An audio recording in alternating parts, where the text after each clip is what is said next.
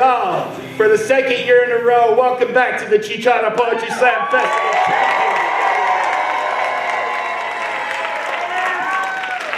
That's right, y'all. We are so honored to tell you that we have had over 75 of the best poets in the country come here to Albuquerque to share their heart, to build community, engage, and hold one another up and make beautiful things happen. And it has been a tremendous 3 days. Because of that love and because of the support of the community, we're now one of the largest slam poetry events in the nation happening in Albuquerque. Right. And we couldn't do that without all these amazing poets. So please give it up to every single poet in this room.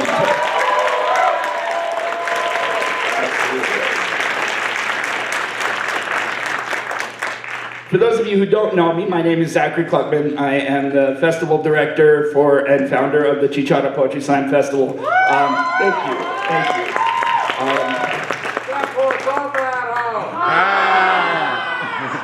Thank you until he hits his head on the microphone. Cool. But thank you.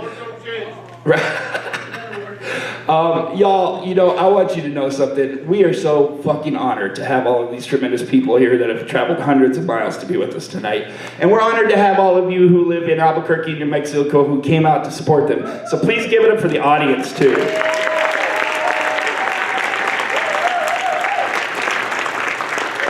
Now, we are starting just a little bit late, but the beautiful thing is our host is going to get us right back on track, so never you fear. We are going to do a couple things real quick first. I want to start us off tonight with a land acknowledgement, because it's important that we recognize where we are and who was here first, right? So, the Chicharra Poetry Slam Festival gratefully acknowledges the native indigenous peoples and 23 tribal nations of New Mexico, including the pueblos of Acoma, Cochiti, Isleta, Jemez, Laguna, Nambe, Okeowinge, Piqueras, Powaque, Sandia, San Felipe, San Ildefonso, Santa Ana, Santa Clara, Santo Domingo, Taos, Tasuki, Zuni, and Zia, as well as the Fort Sill Apache tribe, the Jicarilla Apache Nation, the Mescalero Apache tribe, and the Navajo Nation. We honor and respect these people who were here before us and tended this sacred land, and we commit ourselves to learning how to be better stewards of this land ourselves. That's right, you can give it up for that. I also want to share a statement with you from Mindwell Poetry and the Chicharra Poetry Slam Festival, because the world that we live in is becoming interesting, or fucked up, however you want to put it. So we're going to put it this way. We stand with every individual in our community, regardless of their race, culture, identity, gender, sexuality, or experiences. We believe that every person has the right to be treated with dignity, acknowledged as they acknowledge themselves, and allowed the freedom to exist without shame, fear, or outside regulation. We will not engage in, endorse, or otherwise allow any racism, sexism, homophobia, transphobia, misogyny, or other forms of hatred in our house. That's right. And any administration or authority that would challenge that freedom is one that we will stand against loudly.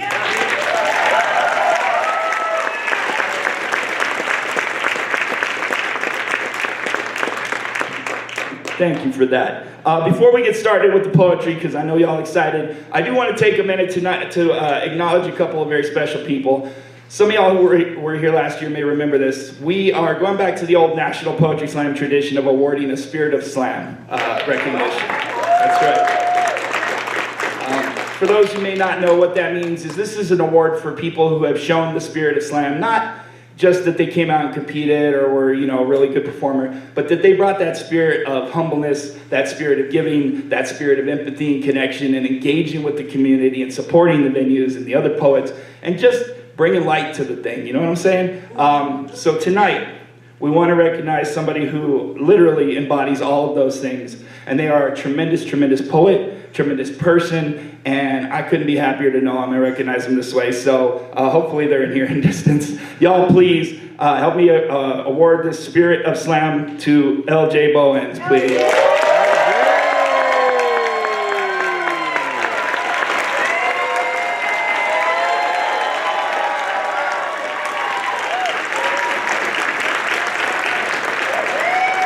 One more time for LJ.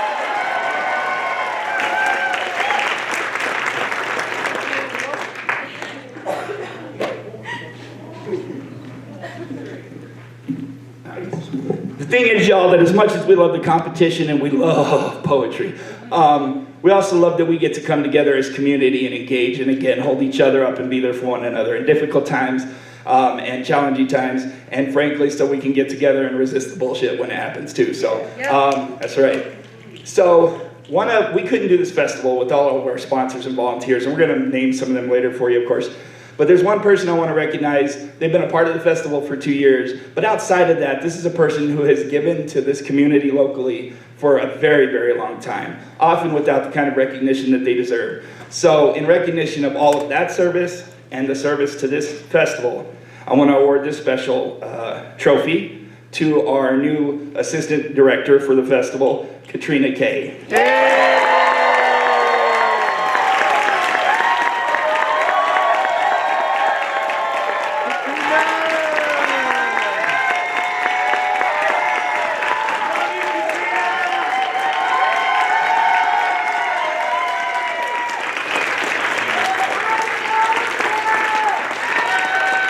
One more time for Katrina Kay.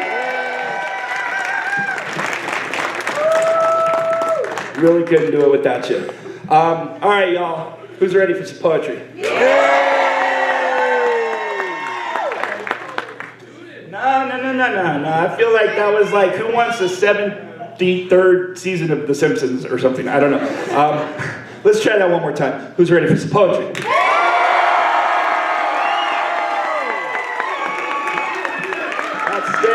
Well, before we bring up our host and get this thing started, we wanted to give you a special treat tonight, and we are so honored and privileged to have this poet here. I want y'all to do me a favor, show that Burke love, that 505 love to Rudy Francisco.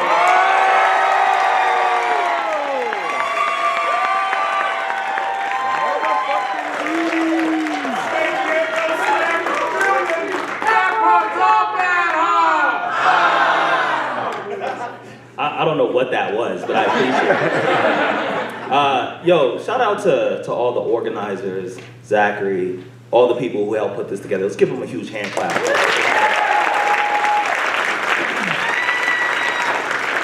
All right, I'm gonna do a poem and I'm gonna get out of the way because it's not about me. Here we go.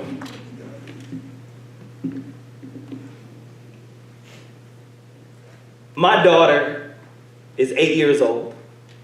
Right now, her favorite game is hide and seek.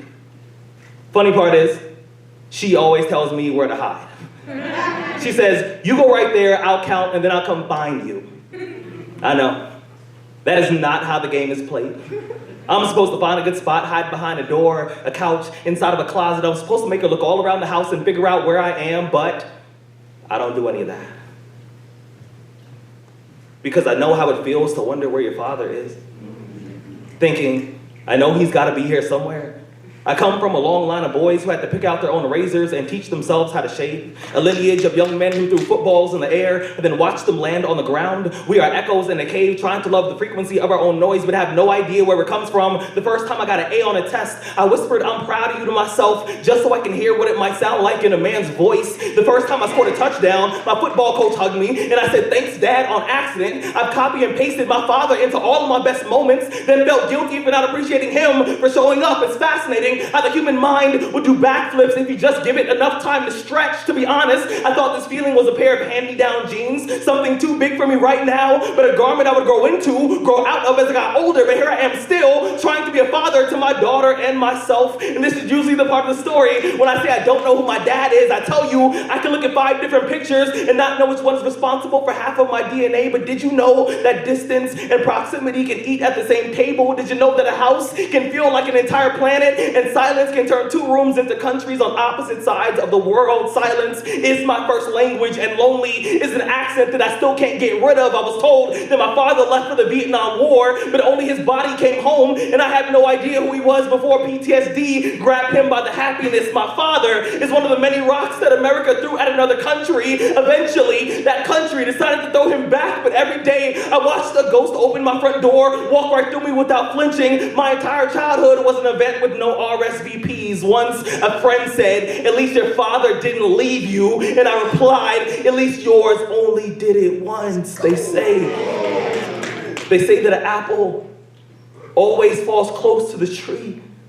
What they don't tell you is that if someone picks it up, It'll go as far as they do. Luckily, it's my daughter's favorite fruit. So when she says, let's play hide and seek, I say yes. When she says, wait right there, I say yes. When she says, Dad,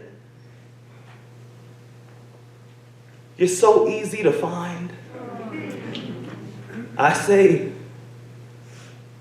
well, yeah, baby girl. I'm always right here.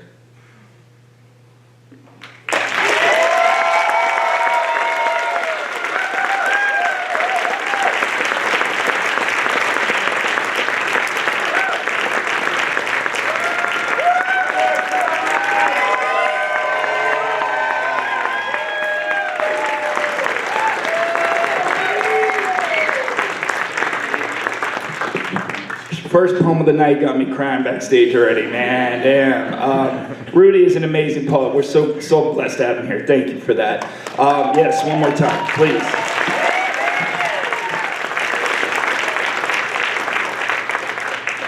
And the crazy part is, y'all, that's just the fucking start. We ain't even got it ready. Y'all ready, though? You ready? Let's go. Welcome up your host for the evening, LJ Bowens.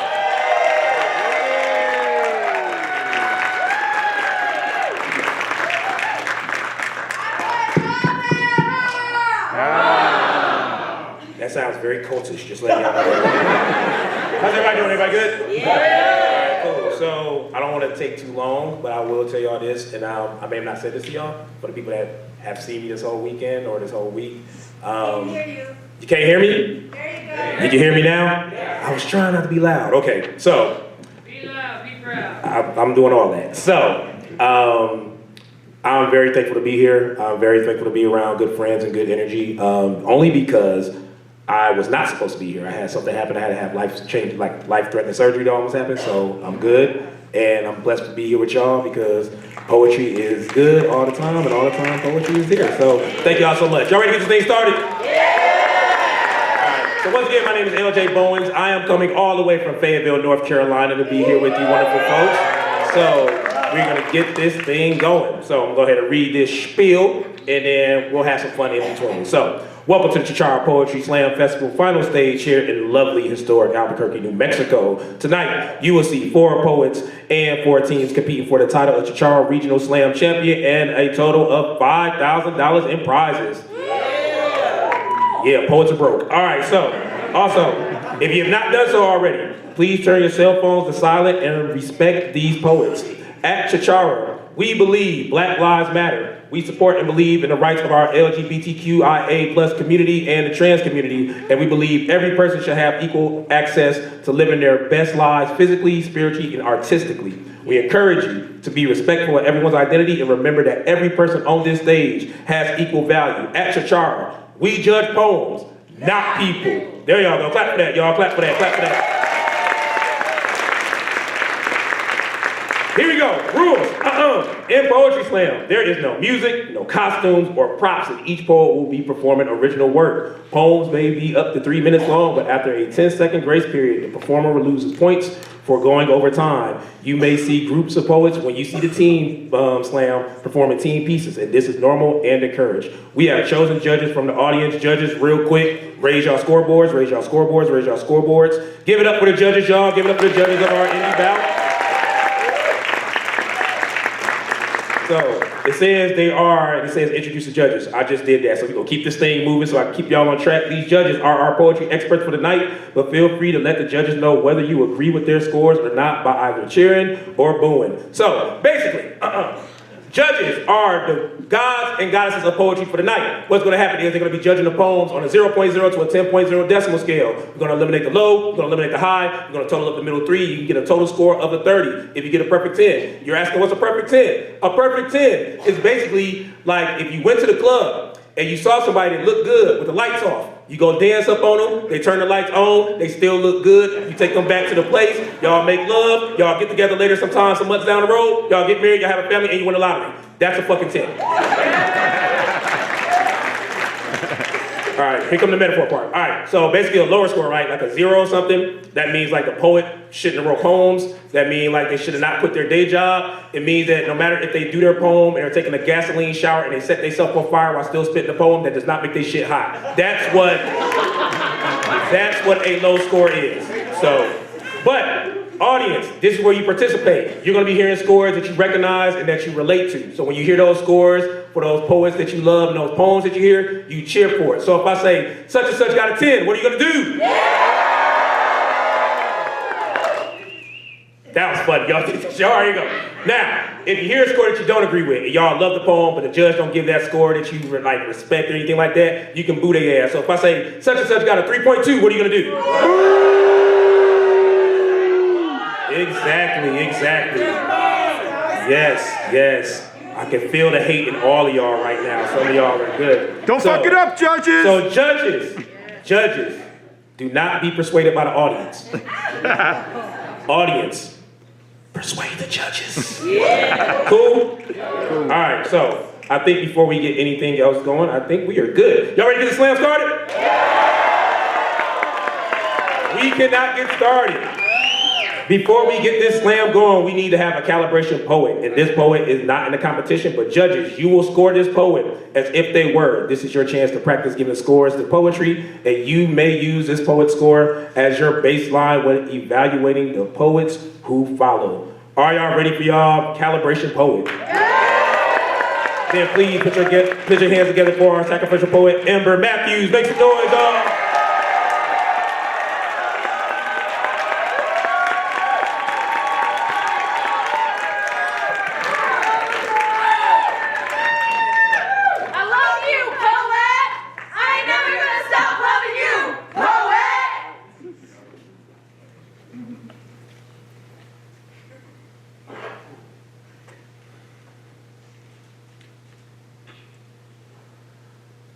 My mother has collapsed to the floor again.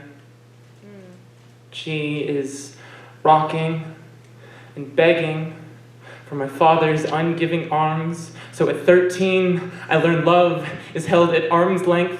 Watch it make war in our home, and her tears in his voice. Love is the subtle language they use to twist. She says, my kids don't love me, and I wish I were dead. So I rush in to offer aid.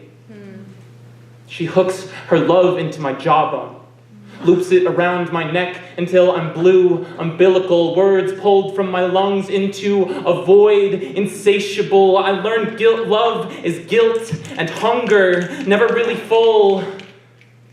My father threatens to leave us time and time again. At 14, finally, he starts marching over her and towards the door, but this time I plant myself there in the middle, a brick wall between them, determined to be heard, determined to finally be heard, but my neck is under his fingers and I'm grasping brick wall. Love is a brick wall. My sister and I find ourselves on opposite sides of this home front combat. This is siblinghood turned war-torn. I am frontline defense. I am AR, 15 years old, fighting for mother country. She is 11, drawing my fire away from fatherland. We are too young to be caught in this stalemate. We do not understand this game is tearing us apart. Love is shrapnel tearing into our sides. Love is picking sides. I am a 20-year-old brick wall of a partner.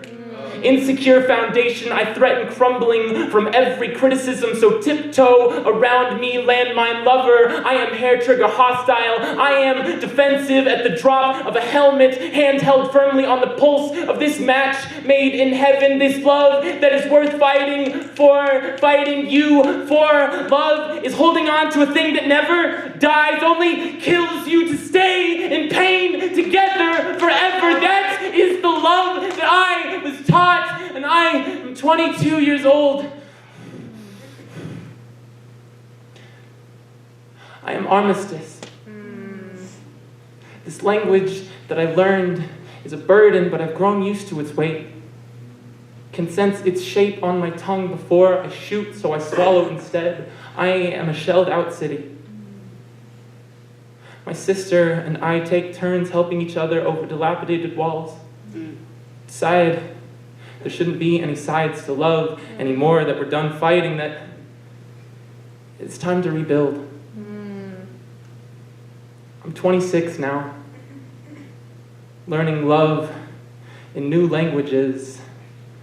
I have so much to give.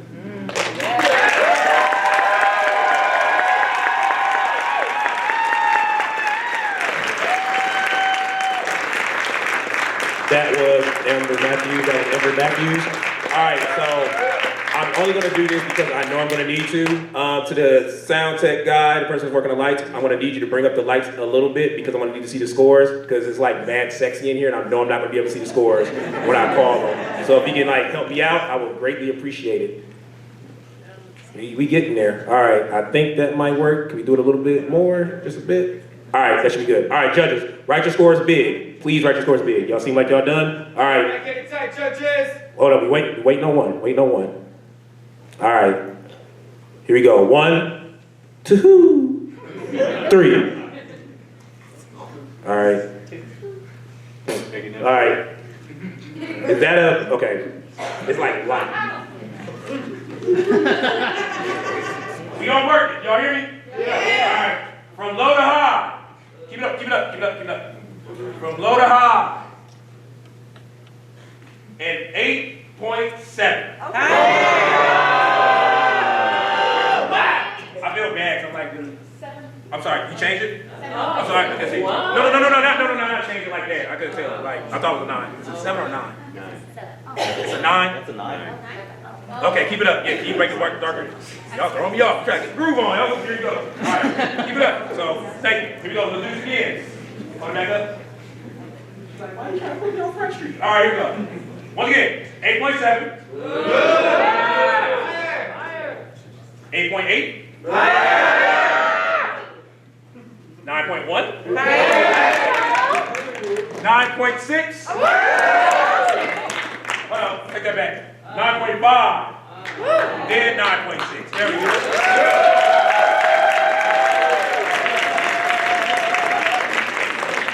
I see y'all already on be strutting the catwalk to get these scores. I see it already. All right, we eliminate the low, we eliminate the high. We're just gonna go ahead and go through the scores, and that gives us a total score of 27.4. 27.4 for the poet. Get up for the poet, y'all.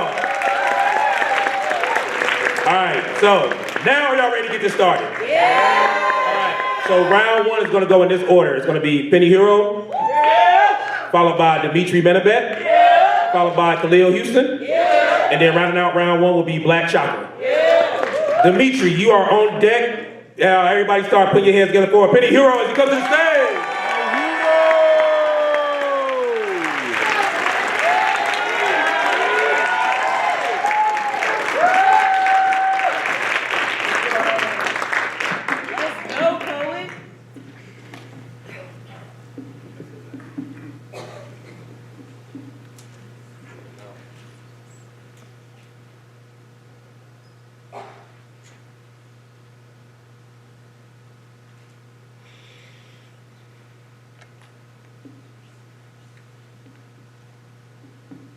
To the church that tried to pray the gay away on my partner.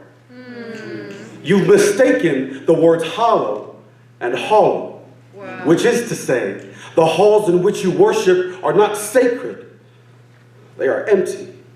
You kneel within a skeletal ribcage where your prayers are answered not by God, but by the echo of your own voice, because God is not with you.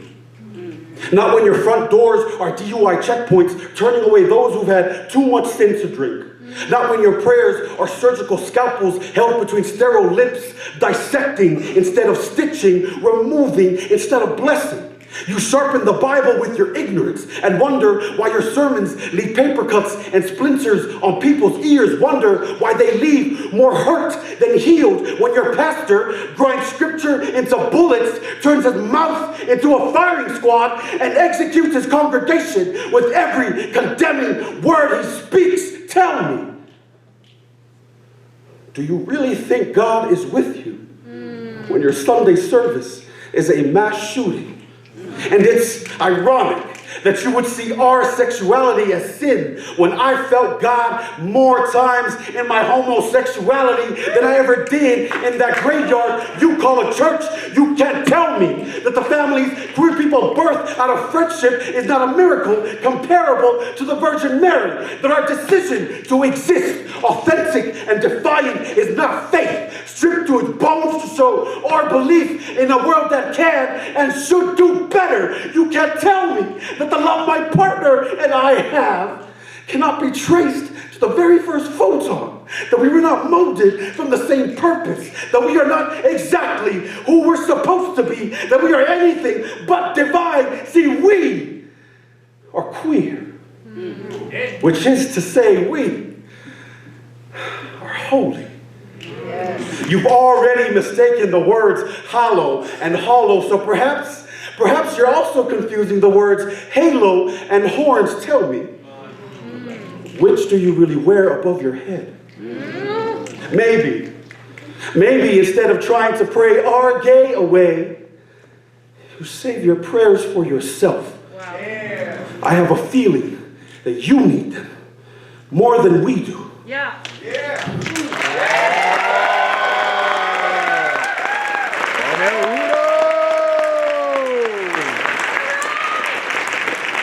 That was Penehuro. Judges, go ahead and write down your scores. All right. So while the judges are writing down their scores, anybody go to the erotic open mic that happened recently? Yeah. A lot of leather and sweat. All right, so judges, we good? All right, on the count of three, judges, make sure you write big. 1, 2, 3.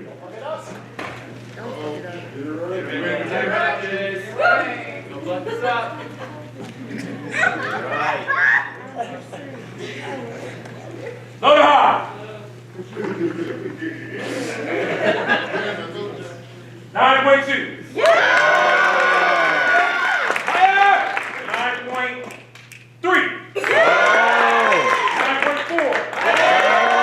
9.5. All right, so I'm about to look at you real quick. So you got like 3 numbers, so I can know if it's like is it a 9.8 or a 9.9? 9.8. 9.8 for the poet. Give it up for the poet.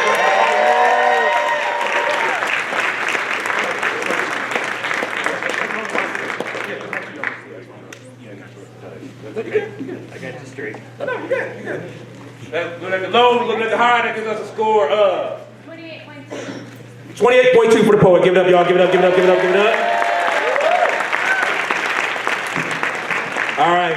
So, Khalil Houston, you are on deck. Please put your hands together for Demetri. Manata, make some noise.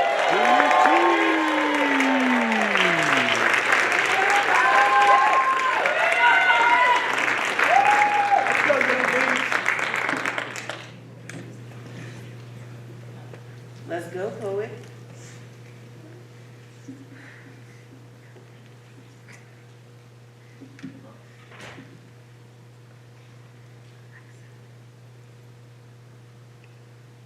I refuse to let my sons play with dogs. That is not what men do. Men are supposed to be leaders, protectors, providers. How can I expect him to be the head of a home if he's steady tending to a house made of plastic? I said I refuse to let my sons play with dogs. If I ever catch them with a Barbie, a Bratz, a Polly Pocket, a Cabbage Patch, I swear my right hand to God I will set him straight, knowing that is not how God intended for us to act. I said I refuse to let my sons play with dogs. Because I don't want them learning what it's like to have ownership over a woman's body. Come on. Thinking that all women are born with strings on their back. That if you pull hard enough, they'll act how you want them to act, wear what you want them to wear, talk the talk, and walk the walk straight into a box that was never designed to hold the sound of a woman's voice, let alone her stretch marks. Tattooed across her skin as a result of reaching so far across the universe, she bridged heaven and earth, yet still, there are men that view women as more mistake than they do miracle, who spit sexist slurs through their teeth like refund receipts for all the clothes he will never allow her to wear because she's showing too much skin, because that outfit is asking for it, because all she wants is attention. Men who are more likely to punish you for an abortion than they are for sexual assault. But if they see the procedure to be the murder of a baby inside of a woman, then tell me, when a girl gets raped, Is the child inside her not dying too? Wow. Is the robbery of her innocence not worth better laws, or will we continue to force these girls into a motherhood they did not ask for? My mother tells me that she was 25 when she got her first doll, but that her first memory as a child was being beat by her father. And it hurts to know that, like so many other girls, my mother had to live her childhood backwards, being treated like a woman well before she was one, yet never taken seriously, long after she became one, having to train her words daily until they were calloused, just so maybe what she said might be able to hold a little bit of weight. I hate that I've used my platform to preach problems with political policies that are not mine to paint, so don't mistake this for spray can saviors and spread across a canvas of shit that's trending. Think of it more as my apology for every time I turned a blind eye on a woman just trying to be seen. Come on. And a promise to the men who laid hands on my mother: if I ever see you again, I will send you straight back to whoever it is you pray to at night. For if God were to set foot on this great earth, let it be a stiletto or a pump, a wedge, a knee high, a thigh high, whatever the fuck she wants to wear, because she's not a toy, she's a person. My boys will not make toys out of people, so I refuse to let my sons play with dolls Let's go. until they actually understand the difference between the two.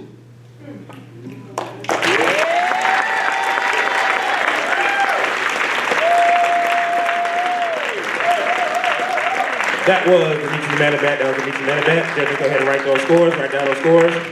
Remember, one number, a point, and then another number. That's all you guys got to do. I want to make sure we got this good together. Y'all look like y'all doing good. Y'all look like y'all ready. All right. 1, 2, 3. At least I'll get my steps in. All right, here we go. From low to high. 9.3. Higher. 9.3. Higher. 9.7. Yeah. 9.7. Yeah. The first one round of 10.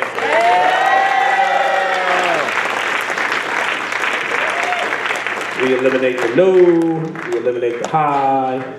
They do some calculations, and that gives us a score of 28.7. 28.7 for the poet. Give it up, y'all. Give it up, give it up, give it up. Black Chakra, you're on deck. Please keep your hands going for Khalil Houston.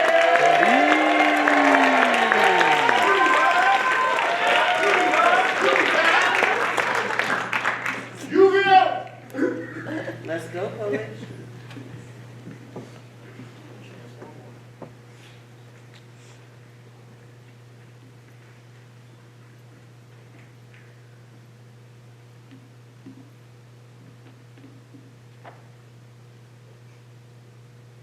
May 14th, 2022. A white boy named Peyton drove 3.5 hours to visit a supermarket in Buffalo, New York. Dressed in army fatigues with boots and body armor, with the whale cam strapped to his helmet to show the world the proper way to exterminate some niggas. And we all know the story of a Peyton, a harbor flick of a racist white boy that throws a tantrum and a black body ends up in a tree, or a parking lot, a grocery store, or a church pew. Big Mama say that black joy is the foundation of our religion, that black laughter has always been the big bang to a white noise, so every time a white person laughs, so every time a black person laughs, a white boy picks up his gun. So when I hear the name Peyton, I see black bodies dropping on aisle 3. I see angry white men storming the Capitol. I see a Klansman giving the I have a dream speech. What I hear is the screams of Tulsa, Rosewood, Sand Creek, Rock Springs, when niggas became free game for a white boy sport. Imagine a reality where the thought of a white genocide chokes the sanity out of a redneck. Question, if white men are so afraid of a drop of black blood, then why do they use our flesh to fertilize this nation? How the hell you put a black body in the ground but can't handle a protest? Pledge allegiance to the blood on the flag, and I live in a country with the way Americans love thy neighbor is the way thou pulled the trigger. We live and shoot by the Second Amendment, but God couldn't put a safety on racism. American sex ed teaches white boys how to make love to a gun before learning how to utilize a safety. So when I think of gun control, I picture a rightful divorcing a white boy. Finger fucking triggers too often disrupts the recall relationship. But history says white men with the smallest dicks always shoot the biggest guns. Ain't got enough color in their balls, so they paint a city red. Blasphemy is the definition of a white boy playing God, where he holds the Bible and the gun to turn any nigga into a Holy Ghost. So this ain't no massacre, this be an expedition of how many niggas they can barbecue to make a Last Supper. And the smell of black bodies burning has turned my stomach too many times. So let this poem be a war cry for black folks who became soldiers by force, for black names that got erased by white bullets, for us who became black angels to white boys with too many demons. In 2021, the CDC declared racism as a national health crisis. Said that any white man walking is capable of shooting anything that doesn't look like him. That our pandemic is to live amongst white men who learn how to hate niggas before learning how to love themselves.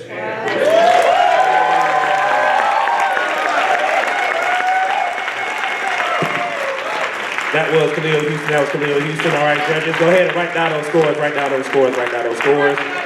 Normally I'll be doing some quips, but I'm like trying to get everybody caught back up on time, so that's why I'm trying to like make sure we good. Y'all good, judges? All right, here we go. On the count of 3. 3.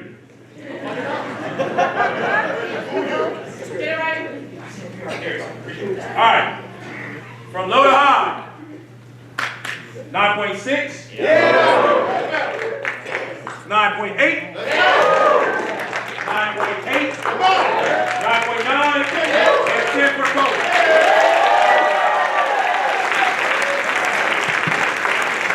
We eliminate the low, we eliminate the high, we make sure everything is good, and that gives us a score of 29.5? 29.5. Thank y'all, I appreciate it. All right, audience member helping me out, I love that. All right, teamwork, I love that. All right, so, rounding out the first round, please put your hands together for Black Chakra. Make some noise.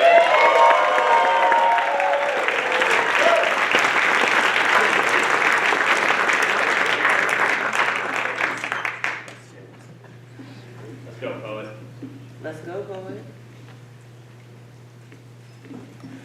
When my cousin Malcolm shot himself, he used his father's gun.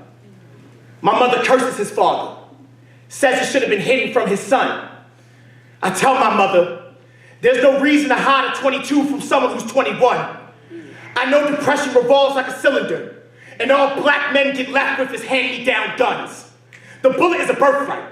We run to the after because it's better than our first life. Feels like, how can we not be living our worst life, y'all? I don't know why Malcolm killed himself, but I know he wasn't happy when it happened. That his smile was made of shards of glass. It's hard to ask for help when you're cutting your tongue to speak. When you don't talk to your blood, but you taste it. When you walk a fine line between why live, why die, why lie. Your madness is a magic trick, doesn't matter when they imagine your problems vanish under a I'm good. When you wear everything's all right like a coroner sheet, I imagine shaking his hand was like trying to grip sand in a flip timer.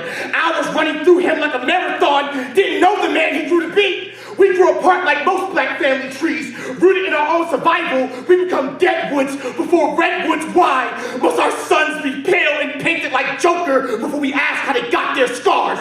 I could have shared Malcolm's fate. I thought suicide a song I wanted to sing. To learn the words is to never speak again. I wanted to die so bad, being alive felt like a pistol in my mouth. I was ready to turn a living room into an oxymoron. Kamikaze. The only reason I'm still a moving body is because someone told me I'd be better as a son than a seance. But what if no one tells you that?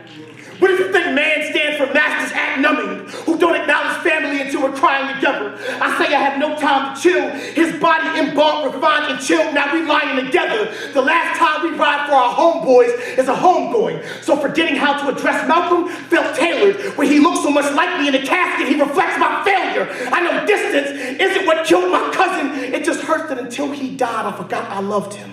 That it took a funeral to show me I was fake. How I sleep on death until I'm at a wake. How over the years we said nothing. The only thing more silent than dying is admitting you're afraid of it. Black men's wounds become weapons, we're made of them. So reaching out can be the difference between a helping hand and being armed. You don't know the pain. The world doesn't care how you sustain till you're a stain. Nobody asked Malcolm what's the matter until it was his brains. And I don't ask for help.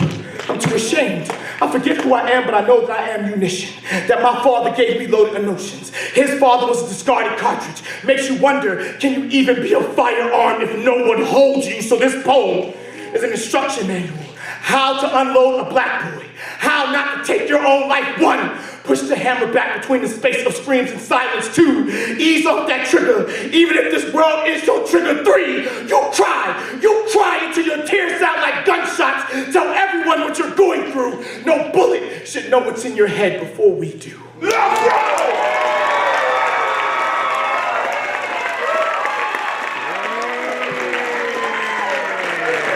That was Black Chakra. That was Black Chakra. All right, judges, go ahead and write down those scores. Write down those scores. All right, everybody good? You good over there, Judge? All right, cool. All right, on the count of 3. 1, 2, 3. What we got? All right, here we go. Low to high. 9.8. No. 9.8. 9.8. Again.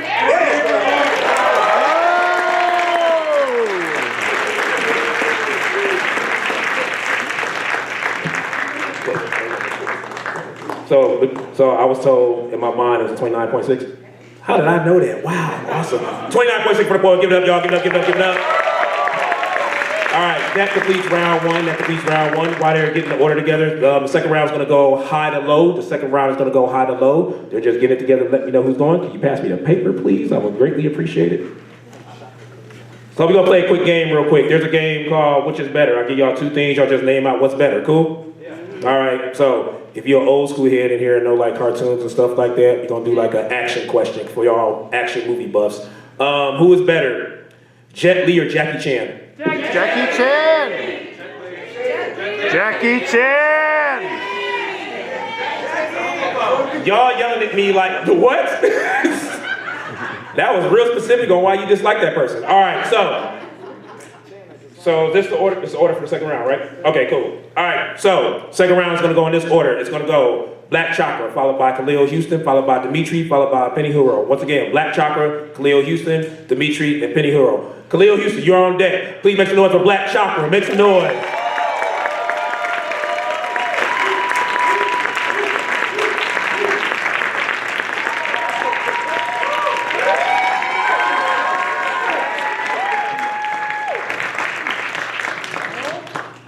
Let's go, poet.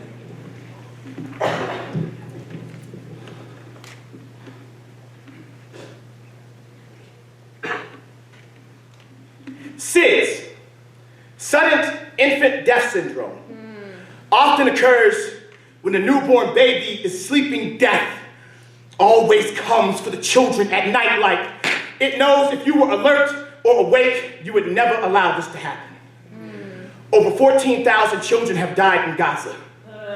I guess you slept through it. Heard the gunshot, tried to avoid the kickback, rested while the children were taken. Wake up from your kidnap. As a country, we've been dozing off. That's something we need to scrutinize. The baby's being put to sleep and we don't want to look the youth in the eyes. This Christian nation, too afraid to get its hands clean, so we avoid the conflict game. We beauty sleep through an ugly death. How are we not ashamed? The difference between America and Freddy Krueger, at least he knows the children's names. How do we let them slip away? Let them slide. Maybe you think only your generation matters, so you push this genocide. When Trayvon was murdered, 1,000 citizens were ready to put an end to Zimmerman. So just imagine an ocean of bloody skittles. Bullets like questions and youngins are riddled with flies. Close your eyes. Think of the most precious child in your life. Imagine them lifeless. Open your eyes. This is what someone in Palestine's everyday life is. How can we not see this as a crisis? For Christ's sake, it's a stone's throw from where Christ lived. While you were celebrating Easter, they were inhaling ether. The air filled with napalm, where the kids play, putting out so many fires every day's an Ash Wednesday. When the streets are filled with murder, you can't find calm one day. The babies put their hands up to God or to stop the bomb. This is their Palm Sunday. Boys and girls turn lost dreams. They don't get to be a season if a shooter offspring by mid-December. They dropped 25,000 explosives on Gaza Strip. They did not lose their faith. They still believe God exists, even though they were born on the wrong side of an explosion. Do you still wish them shut-eyed if their eyes never opened? But hey, you know what they say, spare the grenades, spoil the corpses. A child's lullaby with the sounds of armed forces. And I know you don't want to hear this war shit, but this isn't war, it's SIDS. sudden infant death syndrome, where the infants die because they send drones. Someone is dying somewhere, and I know you can't stop war. I'm just asking for some care, to think of children like air. Even if you can't see them, know they're precious enough to exist, because I'm tired of us, the U.S., being okay with this. I'm all right with sleepless nights, with insomnia being the voice of God, telling me to remember his people, even if it drives me crazy. Because one day, my daughter will ask, where were you? Wow. What did you do when death took the children at night? And I don't want to tell her, I slept like a baby.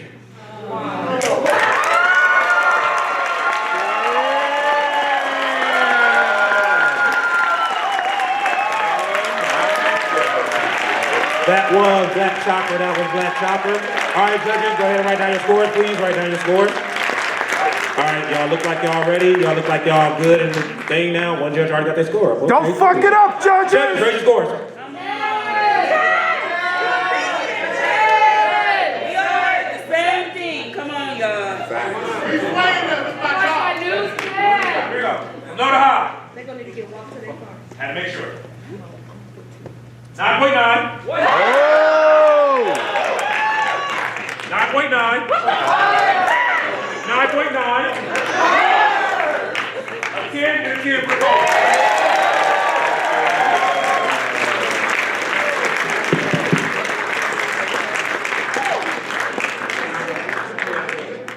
That gives us a score of 29.8. Give it up for the poet, give it up for the poet, give it up for the poet. All right, y'all. On deck is Demetri. Coming up next, please put your hands together for Khalil, Houston.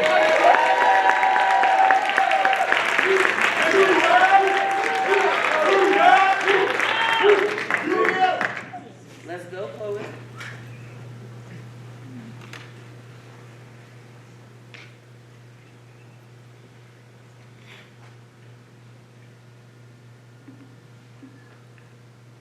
When a son wants to question his father,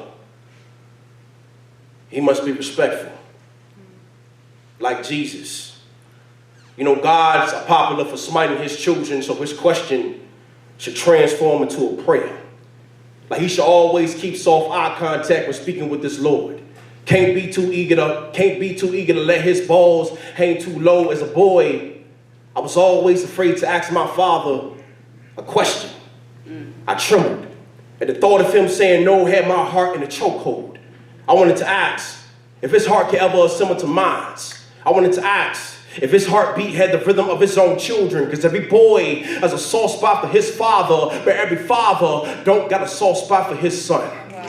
How the father was always in the household, but the household won't always in the father. The household was only a cemetery where he rested his broken bones, and work and sleep was the eulogy for our relationship. Him being glorified for keeping the lights on, but never learned how to love his son is what I call blasphemy, but this blasphemy is culture. Our fathers learn how to pay the bills, but never learn how to love their homes. Learn how to keep the water running, but couldn't manage the overflow of a broken heart. Like I always wanted to learn how to swim, but him drowning in a relationship with my mother created a phobia of taking on too much of some things you can't handle. Lord knows I want to be a husband one day, but this black boy is lacking the holy matrimony. It's lacking the wordplay of a preacher. I dreamed of walking my mama down the aisle, but I was too afraid to ask my father a question like, Pops, why you and mama didn't work out? Pops, why does love and pain give birth to children? Pops, why does love always come with the heartbreak? Pops, why did fatherhood always come without a warranty plan to pay for the damages and expenses this black boy never asked for? Like me and my pops, we had a heart-to-heart conversation. I asked him, who taught you how to love? He told me that the first woman to ever break his heart was his mother. That day forward, I learned that boys that don't respect their mothers can never be the men that respects the womb his children comes from. That a man with a penis strong enough to slay him, that a man with a penis strong enough to slay anything he gets in between of has a heart that's too weak to ask his father a question.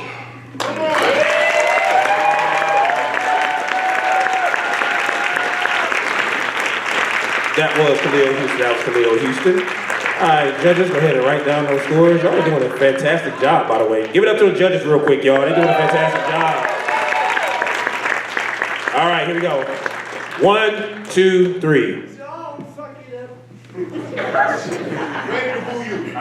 I'm ready to boo you. Here we go. From low to high. 9.7. Okay. Then we have a 9.8. Yeah. 9.8. 9.8. And 9.9 for poet.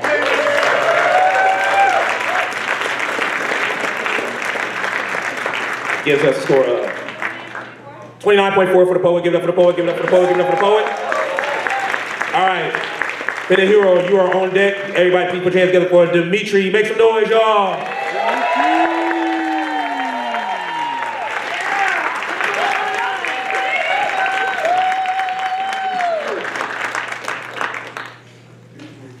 Let's go, poet.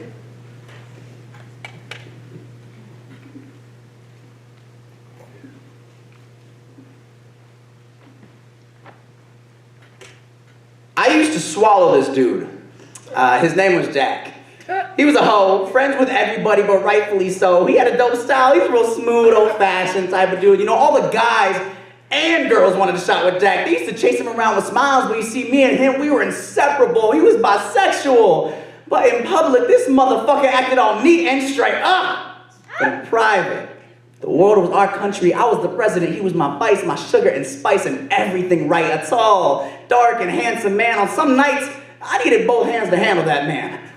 He used to wear this sexy-ass cologne. Everyone knew him by his scent. We spent so much time together, it would eventually spill onto me. And people started to say, "Oh, you're starting to smell like Jack." Whenever I stayed the night at his crib, we used to sneak out. We tried to stay quiet, but his door was old. Every time he went to lock it, he made the knob creak with his key. But once we were out, we sneak out to parties, and I always found myself pressing my lips to his neck until that special fluid came flowing up out of him. I guess he just brought out the best in me. Made me more courageous, more spontaneous. He was my ecstasy, and I was addicted to his effect. You see, the way he numbed my pain. Being with him was like working at Adidas. The way he made me feel, I just snorted 3 white lines of that pure cocaine. But one night, Jack's love became too much for me to handle. An overloaded sensation, face glued to the toilet, memory going out like a candle. If you haven't caught on, this poem ain't about a guy, it's about Jack Daniels. Didn't you see? I already told you that Jack was real smooth, old-fashioned type of dude. Everybody wanted a shot with Jack. They used to chase him with smiles. We were inseparable. He was bisexual, but acted neat and straight. So much of his scent spilled onto me, people started to say, "Oh, you starting to smell like Jack." Sneaking out, staying silent. His door was old. Every time he went to lock it, he made the knob creak with his key. I said he made the knob creak with his key, sneaking out the parties, pressing my lips to his neck because he made me more courageous, more spontaneous. He was my ecstasy, addicted to his effect. You see the way he numbed my pain when I wanted to Kurt Cobain, make guns go bang, taking all these shots because I'd rather be drunk than be hung over problems Jack can fix. So I'll trade this frayed noose for a bottle of Grey Goose. Because I'm grieving, and I'm dealing with distilling vodka, be a remedy because Corona took my happy dad. Now truly, I'm drowning in depression, and the only person keeping me from sinking is Captain Morgan, drunk driving the boat so he can't steer. He's too busy fishing for a buzz, and I'm still hunting beer. I'm loaded, ready to pop my cap tonight, but a nightcap might be the only difference between my family dining under the moonshine peacefully or them whining over my dead spirit. All this to say, I'm 3 years sober now. And I make jokes about relapsing every day because I find it easier to pretend that there's still a future with me and Jack than to accept I will never talk to him again. Wow.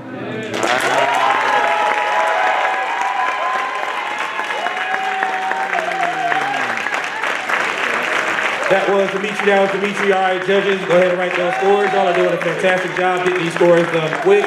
We're doing good on time. Actually getting us caught up. Here we go. Y'all look like y'all ready. 3.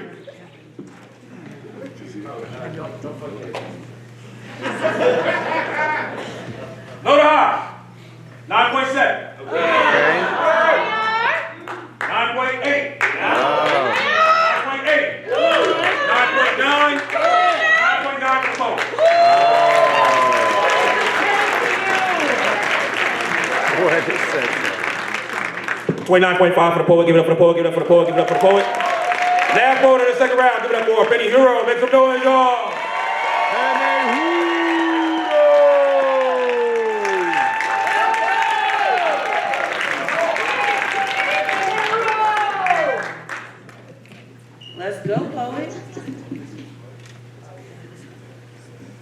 why you wrote it.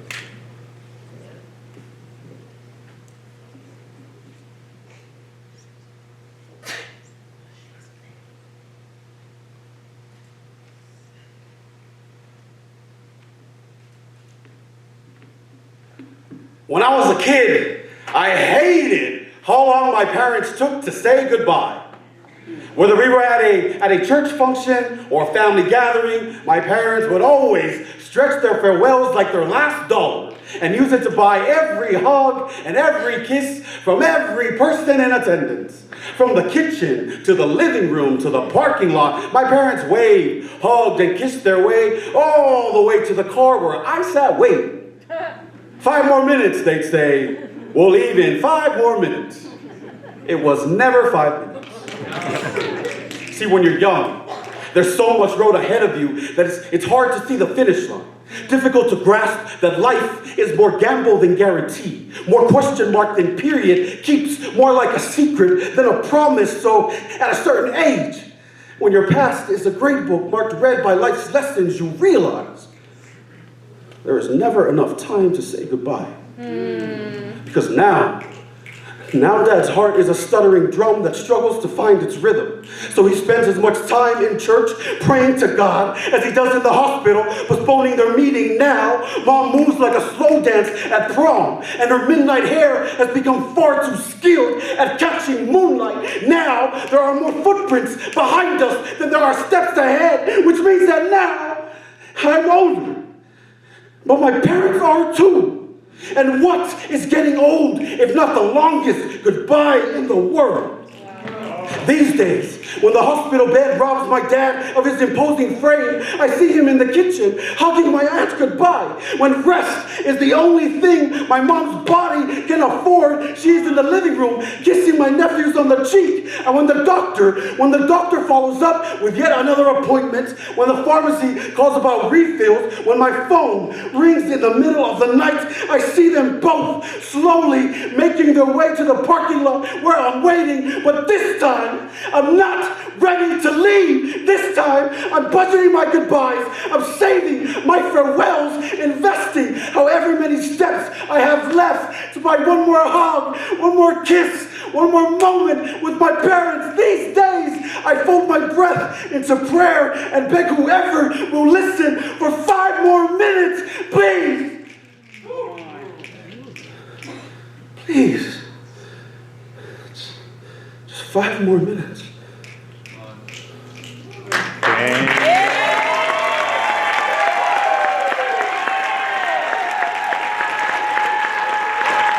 That was Penehuro.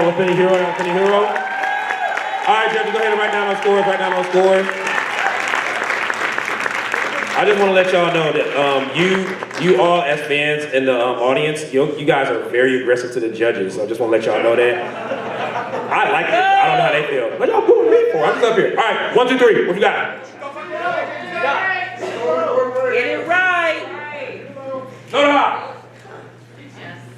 9.5. 9.8. Okay. 9.9.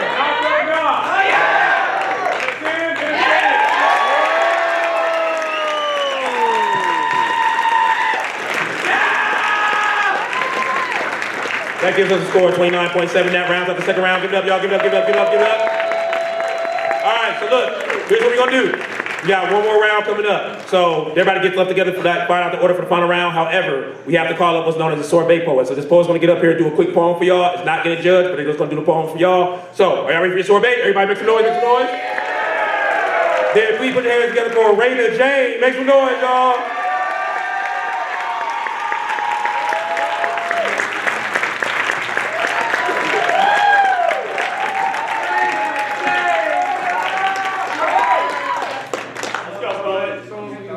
Let's go, poet. I dedicate this poem to the judge that said, "I don't respect a man in a dress" last night. Go fuck yourself. My best friend is a non-binary trans femme I met when traveling for poetry last year. When I got on stage, she complimented my outfit loudly, and I made sure to do the same. We were 2 peacocks, overdressed birds of a feather that eventually exchanged numbers, and now my best friend lives 1,200 miles away from me in Kansas City, Missouri. And there hasn't been a day in this last year where I haven't heard her voice. My best friend is a fire. A fantastic campfire made of love and passion, and they burn with benevolence. Their flames are fingers to an outstretched palm that says, "Sit beside me. I promise you, you'll be heard and warmed. They will hold on to your stories until their dying breath because they are an ember. An ember reminds me that there is light in this world, that life can be so much brighter if you look to the right people, and that not all trans femmes are created equal, but we can be pretty damn close sometimes in spite of the distance because we yearn over crushes together like love could fix us. We keep each other in check with the knowledge that it can't, and we love each other like it doesn't matter if we are broken or not. We know that light is only as beautiful as the cracks it shines through, and my God, is she stunning. Their lavender locks rest atop their lilac skull like the aurora borealis, resting on the world. They are my world and so much more, like my entire phone call history, where we talk about everything. We have even started learning the signals for silence. 2 missed calls is a problem. 3 is an emergency. And 6 is the hottest tea you have heard that year. She tells me everything. And there are times where I wish I knew less about her, and times when I am reminded that I am so lucky to know her so well, this queer crafts femme with a fixation on kink furniture and poetry. This bundle of sticks, burning stupid and bright all at once. She once talked to me about suicide on a quantum level, debating if we end in tragedy in every other universe, if it is suicide all the way down, or if our friendship beats it out every single time. It is a way of asking, when does this love end? But I try not to think about my world without its sun. My best friend has burned me before, but I will not blame the flame for their warmth. And what a blessing it would be to burn as passionately as her for even a moment.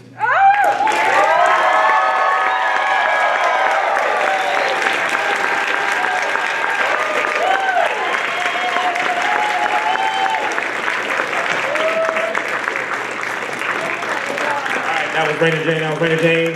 And if you are a judge right now to score, you are wrong. It's not supposed to be judged. No, I'm playing. One more time, y'all. Give it up for the poet. Give it up for the poet. All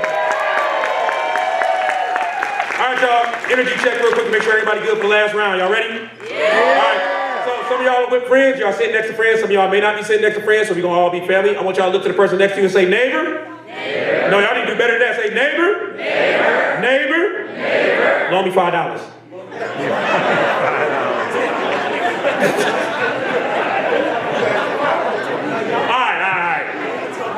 I love it. Some of y'all, they just look straight at me the whole time. They're like, this boy ain't got no money. All right, here we go. So, we're at our final round, y'all. We're at our final round. These poets have been kicking ass the whole time. Give it up for the poets thus far, y'all. Give it up for the poets. So, third round is going from cumulative, low to high. So, it's going to go in this order. It's going to be Penehuro, then after that it's going to be Demetri, then after that's going to be Khalil Houston, then after that's going to be Black Chakra. Once again, Penehuro, Demetri, Khalil Houston, Black Chakra. Demetri, you are on deck. Please put your hands together for Penehuro.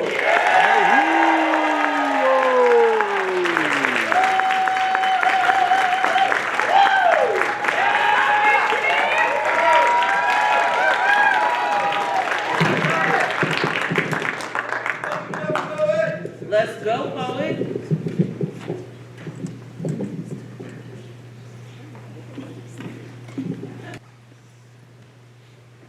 In 1830, Christian missionaries arrived at the Samoan Islands in the South Pacific and began to convert and colonize the indigenous population. By the 1850s, the newcomers had banned the art of tattooing because they considered it a savage and heathen practice. Despite the official ban, the locals resisted and continued their custom, even at the risk of punishment. A response from a Samoan man who was caught getting tattoos to the missionary who caught him. You're asking me why I did it? If you have to ask that, then despite the 20 years you've been here, you still don't understand us.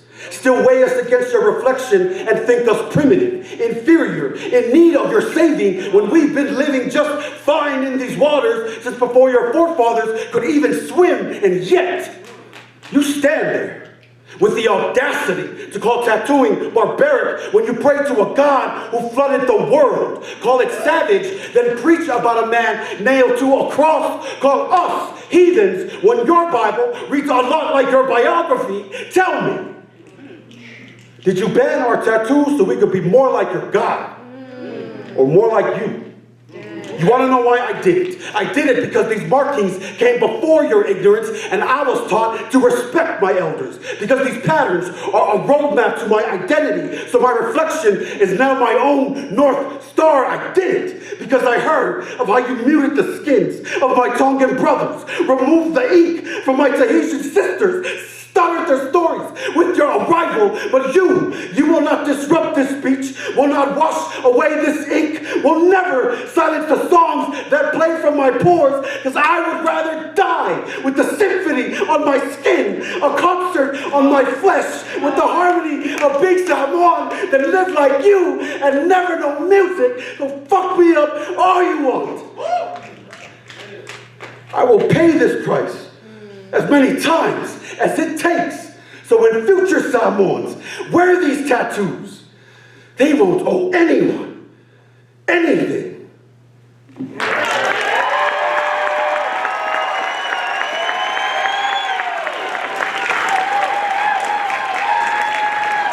That was Penehuro. All right, judges, go ahead and write those scores. All right, y'all cooking. Here we go. 1, 2, 3. Get it right. That's gonna be like a tag on Chicharra. Chicharra Poetry Festival. Don't fuck this up. All right, here we go. So, low to high, you have 9.8. Yeah. 9.9. Yeah. 9.9. Yeah. 9.9.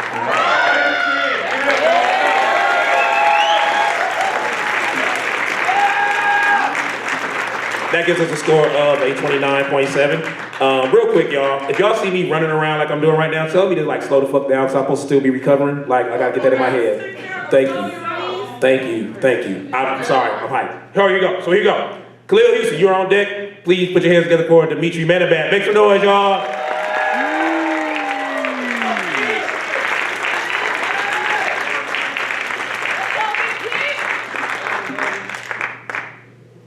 Let's go, poet. I'm from Las Vegas, which means a couple things are true. I've had a fake ID since I was 16, cigarette smoke smells like home, and anything below 70 degrees puts me in a terrible mood, y'all. I fucking hate the cold. Like, it makes me extremely uncomfortable, and it does affect my health. See, asthma is a respiratory condition in which the lungs' airways swell, leading to excessive coughing, chest pains, and trouble breathing. In other words, my lungs fucking suck at being lungs. And the cold air just makes it 10 times worse. So I stay away from snow, I stay away from AC units, man. I don't even drink ice cold water because ice makes it really hard for me to breathe. Ice can make it really hard for people like me to live. Ice does not care if you have a family, or if you're a student, or if you've lived here all your life. See, ice is killing us. An asthma attack is when the inflammation blocks out the airways, pushing all the oxygen out of the body. Eventually, the body no longer has what it needs in order to survive, and this is exactly what we call mass deportation. Almost half of all the farm workers in America are undocumented, working the jobs that white people claim they stole, like they've ever proved they would do the field work themselves. Like they've ever known what it's like to pull tomorrow right out of thin air. Like when I hug my grandmother, she cries and tells me she does not want to lose us. She does not want to return to a place she tried so hard to escape, so I hold her close. I try to align our hearts so maybe you won't be able to tell which side of the border hers started beating on. It feels like we're living off shared breaths, and I can feel the air disappearing between us, but still we say, blessed be the broken borders that have kept our families whole. God bless the protests that feel more like deep breaths, that feel more like reminders that we don't freeze for anybody. That maybe We are the weapons they've always made us out to be, and maybe it's about time we show them that we breathe gunpowder, that we buck back, cock back, take aim, finger squeeze, trigger bang. We be the Big Bang. The way we stay making something out of nothing. The way we mold our bodies into prayers. Our left hand be creation, right hand be the rapture. Because they might dodge the first punch, but they won't see the second coming. When have we ever not wanted the smoke? We be the fire that makes it hard for them to breathe. And to that we say, if you can't handle the heat, get the fuck up out this country. Don't talk to us about illegal immigration when there's a fucking felon in office. It's obvious. It's obvious you're worried about the wrong illegal. Must we remind you of the most savage immigrants of all, who the most savage people always have been, but I suppose history always repeats itself, and that should scare you, because racism always ends in a revolution, walls always end in demolitions, and ice always melts.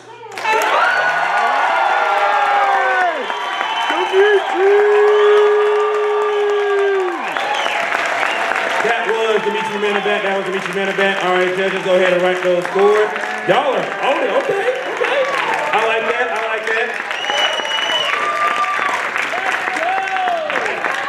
I would like to get these scores out the way, so you know. I appreciate that enthusiasm, though. Woo. All right, here we go. 3.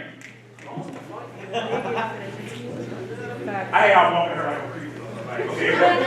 Load up. 9.9. Oh! 9.9. Pretend to you people! 10.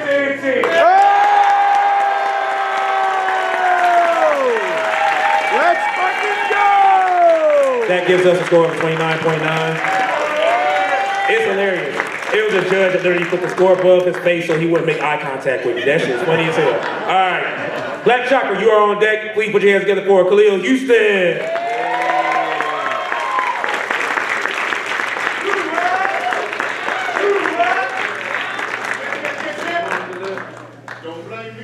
Let's go, poet.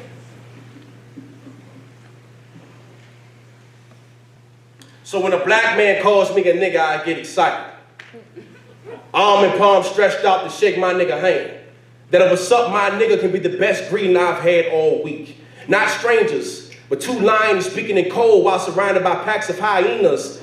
There's no shame in using a dog's language to admire the master. When a black man says nigga, I think of childhood. Early morning breakfast with eggs and bacon and a stack of pancakes like, nigga, can you please pass the Aunt Jemima syrup before mama come? This is how us black folks celebrate our freedom. And I'm grateful that my choice of food never came with a side of cotton. When a black man says nigga, I can hear Lauryn Hill and Jill Scott playing in the background, my family reunion. While my aunts and uncles talk shit about everything to talk shit about. Family gossip, the Redskins, racism in America at the time and date when Jesus is supposed to return. We said grace while our elders say amen with the scent of Hennessy on their breath like nigga. Ain't that a contradiction? If you can say the Lord's Prayer with the scent of devil on your tongue, but they say God's son always made the best wine, so nigga shut up and pull up. Pass me the mac and cheese and keep the potato salad, cause I don't know who made that shit. Black man says, nigga, I see my great-grandfather. If he told me that no noose or tree can ever define the neck strength of any nigga he saw. Rather dead or alive, the branch broke before we did. Then we learned how to swing with no hands and made sure that our feet touched the fucking ground so niggas walk different. With the freedom bop in our hips, we 2-step our way to the convenience store. Cause niggas be the children of hip hop and the grandchildren of the blues. Taking rolling stones and building castles. I know niggas been lost and found, but we got no bastard children. From Nagas to niggas, our crowns has always been attached to our scalp, so please don't you dare touch my fucking hair. Royalties in the condition of my skin tone, so when I see another nigga, I feel right at home. That we both understand that what's up, my nigga mean what up, king? What up, black man? Peace, God. Children of the Most High Son, nigga shine wherever the hell we are on earth. Of how we uproot the darkness in white spaces. We lost the language of our God, but we niggas still raise hell to bring heaven on earth. Come on. Like a white boy saying nigga might get his ass knocked out. Cause it's something about the word nigga coming off a white tongue takes the sweetness out of my pie. This recipe of language was designed for your tongue. So shout out to the word that defined what it means to hang from a tree. A word that we used to tell the world that we ain't dead yet. For masters, pig feet, and chitlins, we have always made delicacies from the garbage we'll serve. The alchemists of time. We turn straight shit to straight gold, cause niggas be blessed. So from a nigga to another nigga, I love you.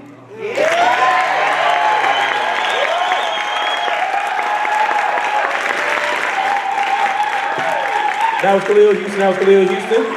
All right, judges, go ahead and write down your scores. Write down your scores. Y'all doing a good job. Y'all are doing a good job. And judges, it is okay to make eye contact with me. I'm not intimidated. Like, we cool. We family. Like, you gotta be scared. Be good. All right, 3. Don't fuck it up.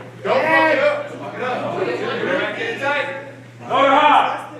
9.8.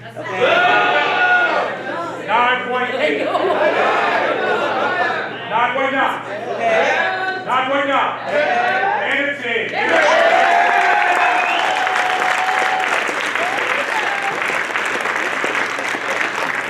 Let's make low and high. That gives us a score of 29.6 for the poet. Give it up, y'all. Give it up. All right, y'all.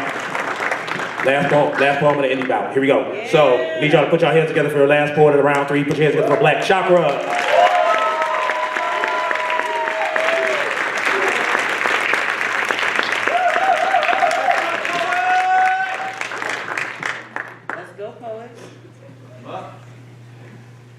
There must be power in our words that deporting people for speech. They bomb churches, I ain't up here to preach. Shoot you for moving because they afraid of your reach, so what you doing with your hands now? If you ain't fighting or building something better for your children, you should put your hands down. Don't you know you the sum of sisters and sons who spent some enslaving other southern sons that rose on songs of sorrow and set on death that set you up to live? Can't degrade that greater people if you feel you're on a roll. It's because your ancestors only had one F to give, and that's freedom. Ain't nothing new change. We took off the old chains, put on new chains. Locked you up, put you in 2 chains, let you out, then play 2 chains. You repaid the system when you bought new chains, put the bondage back around your neck. Loose change, you free, but they still make money off of you. Loose change. If that don't make us mad, we too tame. Thought your ancestors were crazy to run, but they knew the bulk of control. Are you saying America big R Russia and Ukraine? The field isn't a place, it's a mentality. It's the whip that hovers over you like a drone strike. It's CNN, Fox News. It's Candace Owens in black costume. It's an imprint for you to be submissive and aligned like I'm demented. No, I'm out my cotton-picking mind, lock-picking indoctrination out of my language. I'm the peasant who stole the king's English. Who knows which African dialect was supposed to call my mouth kin? I lost it somewhere between a slave ship and a civil war. Now I flow revolution. Got that execution in my elocution. I spit that. Vengeance on an Amistad. The FBI plot to kill him, put the C4 in his car exhaust. I'm Jesus, slapping a Klansman in front of a burning cross. A lynching ain't nothing but a reincarnated crucifixion. And I done seen a Bible of babies burned 100 times. Now I can handle the fire. I'm a gun design. Slavery is a choice, Kanye. Run or die. We all on this road with holes in our souls, making pathways to those who come after us so they can wade through America. Doesn't matter, you're still seen as slaves in America, but they messed up because now our DNA is made for America. We the immigrants born within the borders. A history of them destroying homes has made us ruthless, and me, I'm privileged gone wrong like a school shooting. Imagine being birthed at the top and still needing a Glock to prove your caliber. I'm Tupac's bullet wounds, spitting Hail Mary in front of a burning Notre Dame. I'm the ghost of a dead black boy, whistling NWA songs in white children's ears. I'm Eric Kilmore on T'Challa's throne. I'm Chadwick's cancer in Donald Trump's body. I'm the American Omicron, fighting through the vaccination. This is the blueprint. I'm showing y'all how to escape the plantation. I'm Harriet Tubman with the machine gun. Eyes locked on a southern soldier saying freedom, freedom, freedom.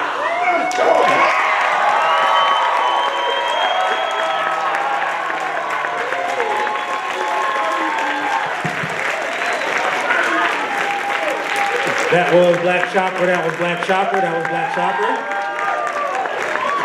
All right, judges, here we go. Y'all doing a good job. Y'all doing a good job. I see somebody got 10 fingers up. Yes. And they are not, y'all are not judges. Put your hands down. Stop it. Y'all confusing the people that don't know what the hell's going on. All right, judges, raise your scoreboards. 1, 2, 3. Come on. Hey. All teams. Yeah.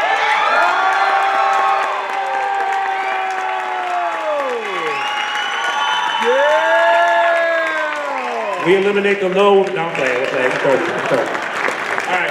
So that was round 3, and that concludes our indie bout. So give it up for all the indies, y'all. Give it up for the indies. Give it up for the indies.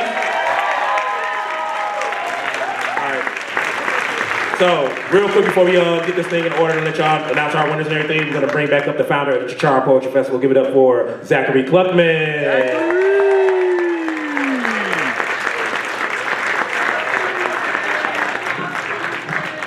Y'all, you know what? I think we can do it one more time for these indie poets. Please make that noise.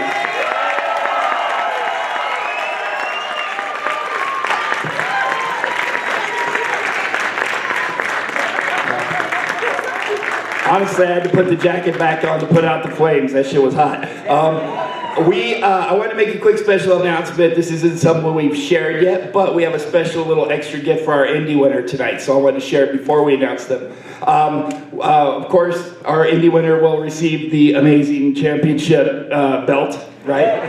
Yeah. Also, for those of you who are interested in such things, there is a wonderful event called the World Poetry Cup of Slam, right?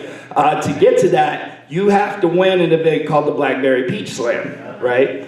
Well, the indie winner of our bout tonight gets free admission to compete at that this year.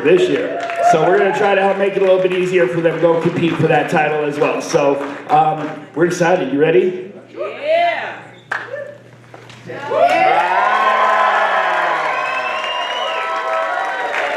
All right. You good? You good, Zach? I see a tear forming. I'm just letting you know, which is well deserved because putting a festival together is not easy. You've been doing a damn good job the past 2 years. So. All right, y'all. Here we go. Indy's final score, coming in 4th with a score of 87.6. Please put your hands together for Penehuro.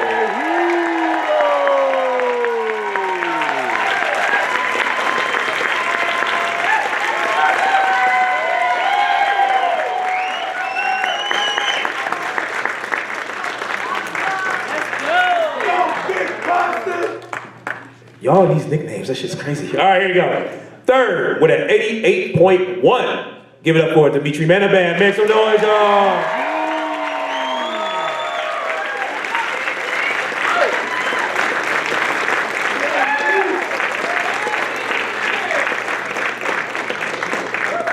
I need to get in that line with them as Zach handing out envelopes with money in it. All right, so coming in 2nd. This all this stuff was close. So coming in 2nd with an 88.5. Give it up for Khalil, Houston.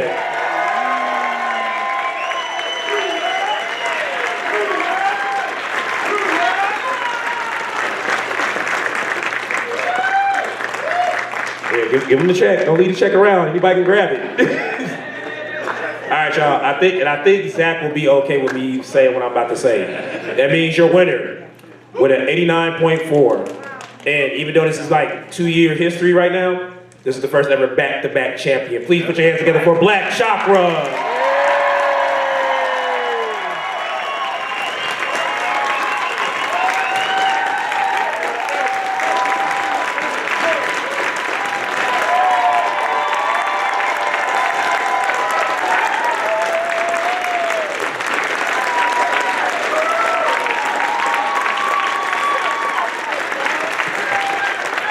All right, y'all, so here's what we're about to do. Number 1, real quick, give it up for our timekeeper and our scorekeepers, y'all. They were doing a good job making sure this thing stayed on point. All right, so here's what we got to do. Because we got to do a couple of switching, and I want to make sure everybody take their potty break. So I'm going to give y'all 10 minutes. Go ahead and do what y'all got to do. I'm hoping food trucks are here. If not, we're going to figure out something. But 10-minute break. Everybody please stand up, mingle with the other poets. If you have not exchanged information, network, do all that stuff right now. But we got a 10-minute break. Sound guy, if you got any music you can play, please play the music. 10 minutes. I'm taking everybody's been here for the indie round. Y'all saw the indie bout, right? Yeah. So, are y'all okay with me keeping this thing going without having to go over the rules and all that stuff again and everything like that? All right. So the person that's turning down the lights, remember, keep it real, mellow and sexy so I can still see the scores. I need that. All right, so let's go ahead and get this team round started, y'all. I'm excited to get this thing started. Trust me, I'm gonna give y'all some energy after I take a couple of bites of food because I am tired, but I'm gonna make sure y'all are having a great time. Cool? Yeah. Are y'all ready for y'all team finals? Yes. Y'all know better than that. We gotta have a calibration poet or a calibration team and all that good stuff. So your calibration team getting ready to come up here. And also judges, this will be your baseline. You're gonna judge these poets as if they were in a competition. So make sure y'all listen to the poem and y'all score the poem.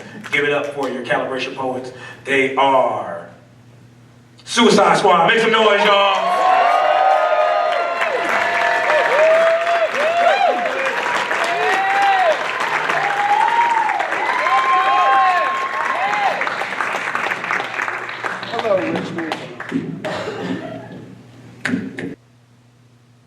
Thank you for calling 1-800-AMERICA. How may I help you? Hola. Hola. Oh no, I can hear ICE violating your basic human rights.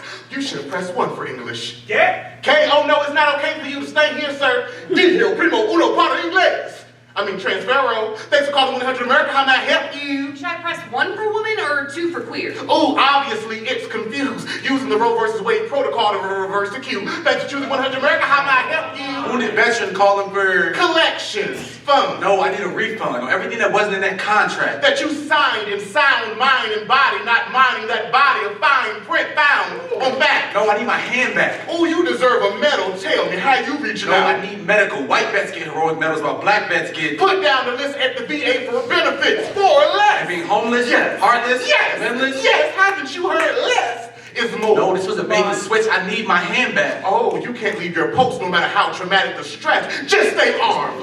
Yes, thank you for your service. Thanks for calling 1-800-AMERICA. How may I help you? You have a collect call from the school to prison The pipeline. prison is Hello? Hello? Is anyone there? I was on my way to Penn State and found myself in the state pen. I just took the bar exam and now I'm... Behind bars. Question. Haven't we been throwing the book at you? Question. Have you ever read Dreams Bound by Shackles? No, but I bet I could have wrote it. Listen, there's no commas in my sentence. It just runs on consecutively, but the math is not mathing. Because you're a statistic. No, I'm the reciprocal. My life been turned upside down by standardized testing. Testing which private prisons to invest in. The district with the lowest test scores, of course, you are our cash crop. An investment. Your time has ended. Thank you for calling 1-800-AMERICA. How may I help you? Excuse me, I've been holding since the 19th Amendment. This is unacceptable. Period. Now see, you sound so frustrated with my questions. Are you on your period? Whatever, it all comes down to the same issue, America's perceived usefulness of my uterus. Just like you are your man's property, sweetie. Does your husband know your calling? If I don't want his baby, then I'm a monster. But if I love a woman, then I'm a fetish. And if I don't let you watch, I'm an abomination. Lost placed on my body. Bread, lost placed on my marriage. To having to hold control. Keeps me breathable, since you only see women in one of 2 ways. So my question is, did you press 1 for incubator or 2 for porn category? Don't worry about it. Thank you for calling 1-800-AMERICA. Thanks for holding. Are you a machine or a monster? Circle, circle, dot, dot. Yes. Know your place and stay in line. You have the right to remain silent. Shh. This is America, home of the brave, patience, land of the free. Shut up. Ooh, patience. This is America. Everyone's holding.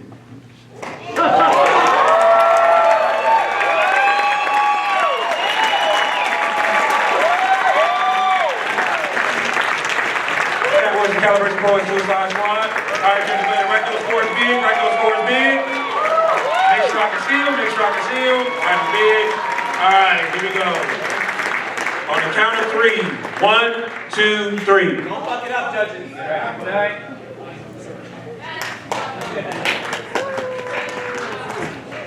They had me moving, but I'll do it right now. All right, low to high, we have 8.5.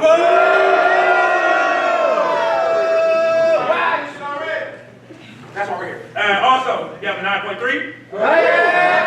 9.9. 9.9. 9.9 for Owen.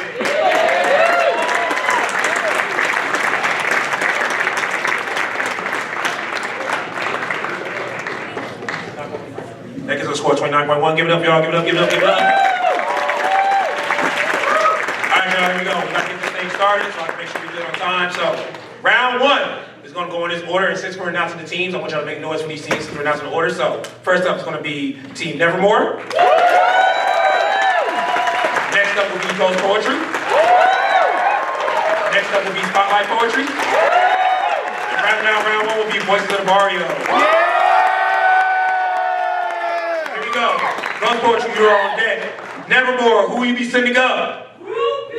Give it up for the poet, y'all. Peace.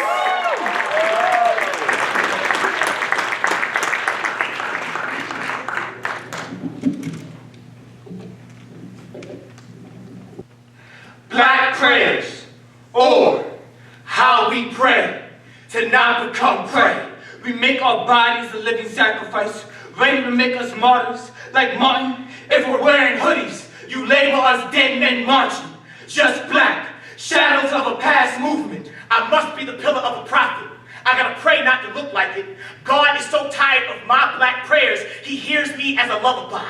Heaven heard me. I prayed to not be holy, but here I am, so full of holes. I'm sinkable. This poem is not just about Trayvon, but all the black people turn scriptures and their mother's prayers a New Testament. Proof that after revelations come reparations. The idea that this won't end till something changed, like a bill or a bill. I know predators like the back of an obituary. I don't want to put my hands together unless it's in a fist. They're the only things that come through for me in a clinch. I cry like a church bell. I want to hear the voice of God, but not in person. Black boys, be a second coming. Be two crosses, double crossed like a hashtag. We speak their names into eternity. Pray for the ones who already became prey. This is how we speak light of the darkness. Mold souls back into God's image. They shot Trayvon, separated the son from his father, left him a Holy Ghost. I want affirmations instead of prayers. I want to manifest myself into a man that lives. I want these prayers to become arms and reach God so my soul doesn't have to. Dear God, be a tree, blocking the river Styx, a shield from their shields. Every day I be Jesus, crucified on concrete Calvary. Make my mother a rock, make my father a monolith that can lift my coffin. I do your work, they do not care. I have only words to bear. What does it mean to be prayer and not have a prayer? A martyr with no cause, a gun down sundown. Why does my love look like a shooting range? Dear God, please answer before a shot does.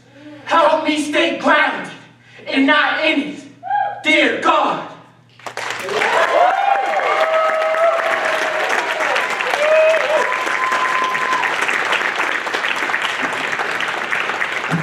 That was Team Nevermore. All right, just go ahead and write down those scores, write down those scores, write down those scores.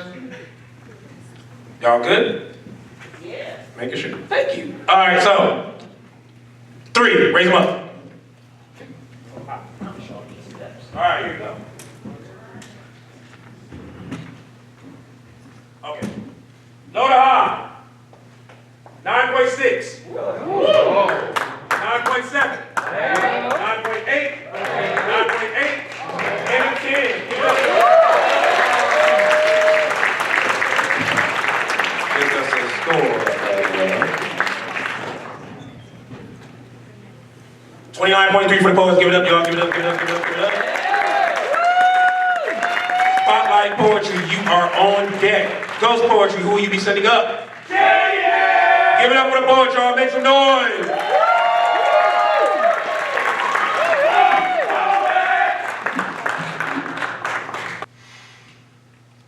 People say I talk too much politics. Relax, they say, enough controversy, okay. Well, today, I'm on stage to talk about my favorite movies, Star Wars. Yes, Star Wars, the epic space opera that defined the genre, telling a tale as old as time of oppressed people rising up against the fascist imperialist state. They kind of reminds me of, Star Wars, about cool space wizards with laser swords that use their religion to control the government waging war across the galaxy. Star Wars about lovers, two star-crossed lovers whose love is forbidden by dogmatic religion. I am remembering these movies differently. I was maybe 3 when I first saw them on screen, on laser disc, watching lasers barely miss heroes and blast through bad guys. I learned to do whatever it takes to be free and to try to survive, but do or do not. There is no try. Try as you may to evade the Empire. Oh God, it's the Empire that came for them. Now they're coming for you. It's nothing new, but they don't discriminate like Anakin when he's panicking. Not just the men, they kill the women and the children too. Stormtroopers were Nazis before they fought against Luke. Well, they're still Nazis, but in these movies they represent red, white, and blue. These movies had me, you, and every other kid with their plastic lightsaber drawn. You think they wanted us to know how to swing a lightsaber so we know how to swing a baton? They had us shooting plastic blasters before recruiting us to shoot bullets so we could join their ranks. They planned for this. They spammed the buttons and wore bombs in a B-wing. Disagree, call it treason. Star Wars got 2 sides, but it's not war. It's called genocide. But guys, it's not the Empire's fault. The rebels were using Alderaan as a human shield. They had to blow the whole planet up. That's war. Fuck you. That's genocide. When there's only one side where all the deaths are and drone strikes never seem to hit the right house, Luke Skywalker didn't hesitate to blow up the Death Star, so don't call me crazy when I say let's blow up the White House. I'm tired of living in this world of war. We look to the stars but don't get very far, stuck here on this rock watching clocks march forward as lives stop on a dime. We've run out of time. We've run our course. Now I feel a great disturbance in the force as millions of voices cry out in terror and are suddenly silenced.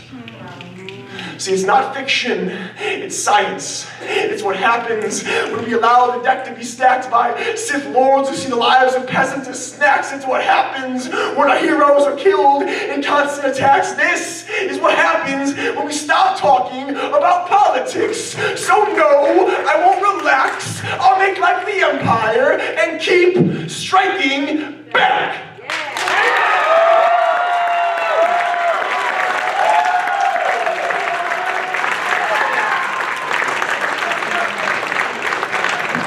That was Ghost Poetry. That was Ghost Poetry. All right, judges, go ahead and write down your scores. Write down your scores. All right, here we go. Everybody let them ready. On the count of 3. 1, 2, 3. You know what? This is a good spot. I can actually read from here. I can stop walking. All right, here we go. From low to high. 9.6. 9.7. 9.9. 9.9. And a 10. Give it up. Give it a score. 29.5 for the poet. All right, y'all. What's to the Barrio? You are on deck. Spotlight poetry. Who will you be sending up? Group B. Give it up for the poet, y'all. Make some noise.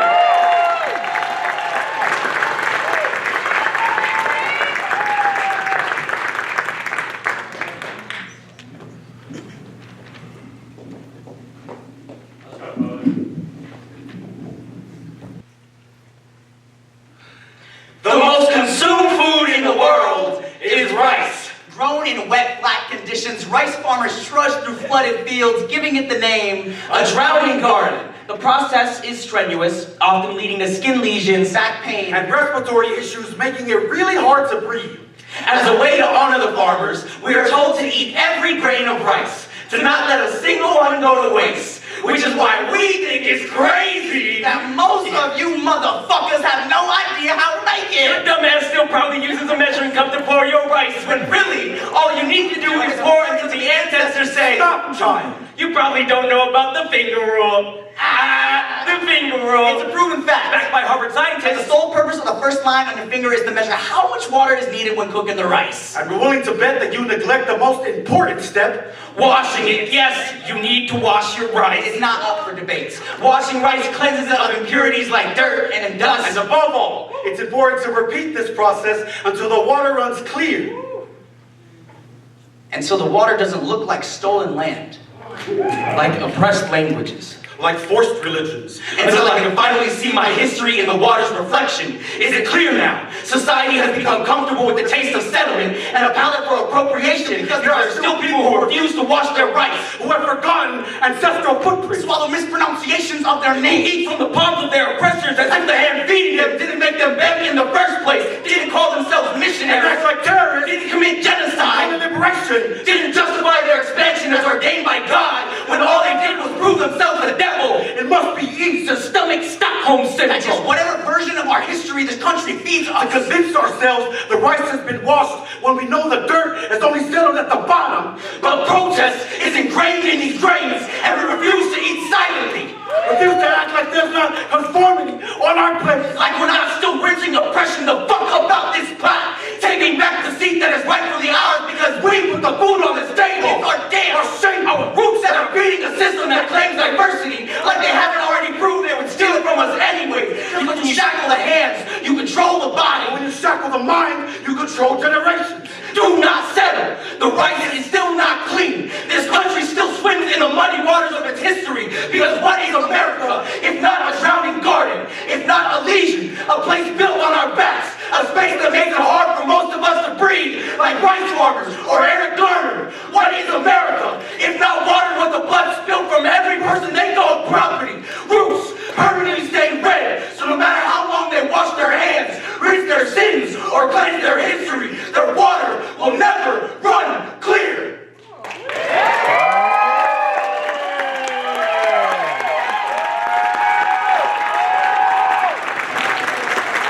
That was Spotlight Poetry. That's Spotlight Poetry. All right. Yeah. Write down your scores. Everybody still good? Yeah. So who feels lucky? Y'all feel lucky, bro? All right. So you know why we asked y'all to like step out? We did that 10-minute break. Slowly look under your seat. Nothing's there. All right. Judges, raise your score. All right, from low to high, we have a 9.7. And then we have a 10, a 10, a 10, and a 10. Give it up, y'all. Give it up. Time is good. It is 4:30, right? Time is good? All right, cool. So when they get 30, they have a 30. All right, rounding out round one. Voices of the Barrio, who are you sending up?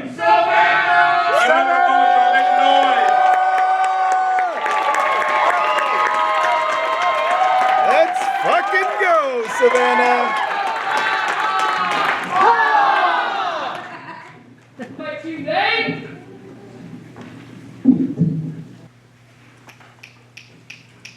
I'm a sucker for Spanish speakers, Spanglish speakers for tongues that can their R speakers roll like their rain-stained tractor bodies across fields that plant our survival, buries his shovel deep into the lands of past generations. We come from the same nation, yes. Breath like God's blowing life into earth's nostrils. Conception begins. Seed by seed, he cradles sweet peas, hums them waterways as they grow up. He is the primary creator of el tiempo de cosecha, the time of harvest. The ones from the norte are special. Up from the dust they are built. Bodies, adobe churches, sacred, sturdy, pebblestone eyes, straw in his veins, crosses across his chest, made from the mother tierra, moist, rolled and molded by our ancestors, souls, rose-painted retablo, wood cracked, but holy and hand-carved by God. They walk the ranchos at dawn, count the corn stalks with their heartbeats. Uno, dos, tres. We climb our way through the hills of adolescence. I beg him to speak, sing, lungs filled with alabanzas. He'll call out the sun for me. The power in his voice reaches the rim of the sky. Bent his head back. Sol, sal, para que adoremos tu luz. I go wild winds when the Spanish spills from his lips like our mother's tears on our wedding day. Oh, how I long for that wedding day gown made of corn husks he handpicked one by one. I'll be one hot tamale bathed in the red chili blood of our people. We survived for each other. At supper, he'd bless. Roll his tortilla, roll his eyes back to the aromas of home cooking, chicharrones, frijoles, maíz y calabacitas. His body would goosebump with every bite. We'll walk the mesa the night of our honeymoon, stand before the heavens, we'll lift the sky, slow dance to the whispers of the cosmos. My corn husks will flow off with the breeze. His mud-made suit would crumble off his shoulder. Our tongues dance quicker than our feet do. They two-step together, braided at the bone, bilingual moans. Our hips braided so tightly, softly thrusting all the years of patience into me. Oh, chastity was worth it. Ribs and teeth grind like wheat into flour. Hard he flours me, scrubs me deep. Nails plowing into sun-dried spines, curling toes, pressing heels into dirt. Sewing the names of Joaquin y Milagros in my belly, we roll our children into the new energies that glide across the church pews and ranches, breathing new life, sweet peas and tongues along the edges of this world.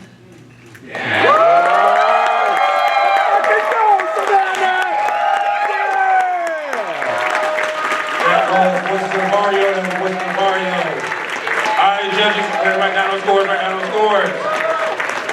Y'all doing an awesome job. Awesome job. All right, judges, 1, 2, 3. Get it right. Cool. All right, from low to high, we had a 9.8. Hey! A 9.8. A 9.9. 9.9. And a 9.9 for the Bowens. Give it up for the Bowens. Let's fucking go, Savannah!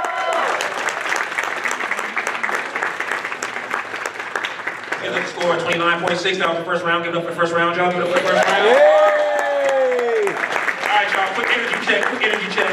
So, aside from everything else I do, I represent one of the biggest poetry troops in the world, known as Black on Black Rhyme. We like to do a call and response. I say back talk, you say talk back. Let's try it out. Back talk. Talk back. Back talk. Talk back. Back talk. Talk back. Keep that same energy. We're in round 2. Y'all ready?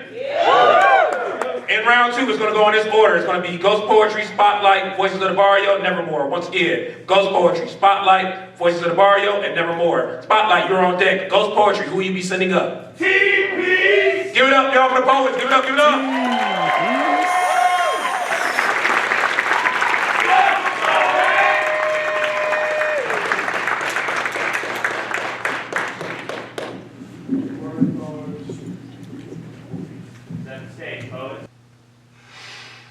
My father is the poker player that always sits out, a player that never calls or checks in. My father played relationship roulette, threw all his money on black while red waited for him at home.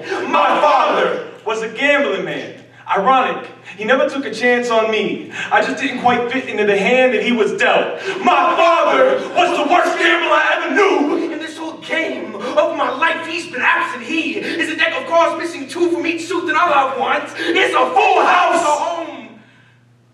With him, my father treated women like casino chips. He would trade them in at any chance he got. He tried to tell me they were only friends, but could always tell his stories were full of crepes. My father already busted by the time I hit 21. He never stayed, always hit the road on the run, took his empty pockets, but left empty promises to his only son. My father was a gambling man. I guess that makes me a chip, passed down on generational shoulders. The only chip my father has left because my father has gambled his entire life away. My father is playing prison cell poker. Arizona holds him. He straight flushed away his freedom. He never passed on a chance to hit me, left my face cards folded and cracked, and he left my queen crease while he shuffled with cheap decks. He only knew how to go all in. He was playing the ponies before I was crawling. The only time I ever seen him fold is when it came to being my dad.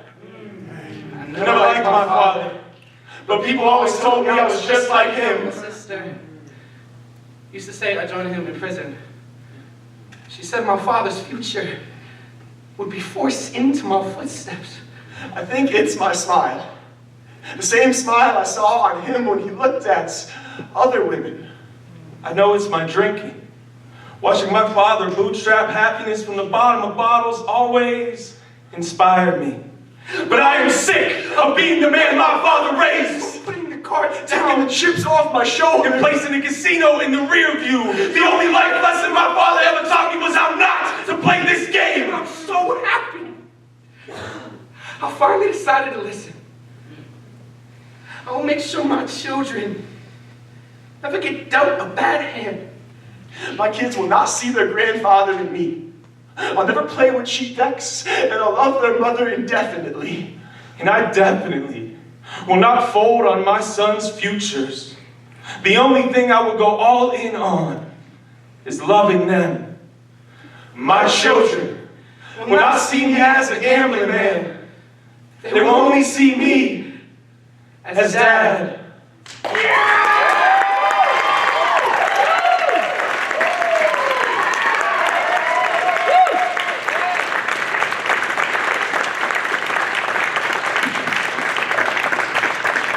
That was Ghost Poetry. That was Ghost Poetry. All right, judges. Yeah. Well, y'all look ready. All right, here we go. 1, 2, 3.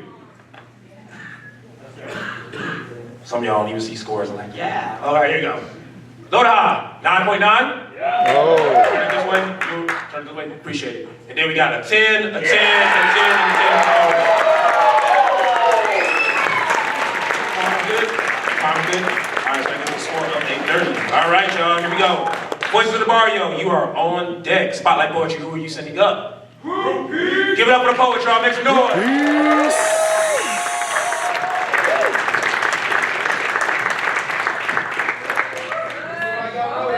Okay, ladies. Bounce it. I see you. Today, we'd like to introduce you to America's greatest weapon. It is handcrafted. Slimmer. Easier to hold. To conceal. To muzzle. With no kickback. When tested, men crowded around it, their sights locked in, their mouths watering, ready to devour every inch they could get their hands on. This weapon is built with blood and bone. Designed to protect and save. Some would say that it's always safe to keep one in the house, remodeled to recognize any aggressor trying to play target practice. Because there are only two real enemies, nice guys and politicians, who only know how to shoot from the hip. They don't realize how sporadic this weapon can be when all you do is try to control it. They'll stick to their guns, shoot their shot, hoping to bang turn every catcall into a trigger warning. This model is dangerous, and men know if unregulated, it could unarm a system that protects them. We have experienced this firsthand. I first experienced this weapon walking into the 6th grade. Walking into the classroom bearing arms, my thighs were a threat to a code that claims to protect the classroom. Today, it is still dangerous to step into the classroom. They tried to convince a little girl that she was a threat and not the man down the street with motive. This weapon was thrown into my life at 13. I spent a lot of days helping my mother when her doctors decided to hold her at gunpoint and fire back because her body only knew terminate before a full term, death before a due date, and that all pregnancies end in periods. So, when they told her that they wouldn't take out the parts of her that really matter, because one day my father might want more kids, I learned that they don't mind forcing us into motherhood. But they can't enforce the laws to protect the children. They only care about you when you're carrying. This country would rather lock up a woman for choosing to have an abortion than to lock up AR-15s after a school shooting. They'd rather have you bite the bullet than swallow the pill. Our rules are more police than an open carry aisle. Who gets to choose life over death anyways? A pregnant woman or a person with a gun?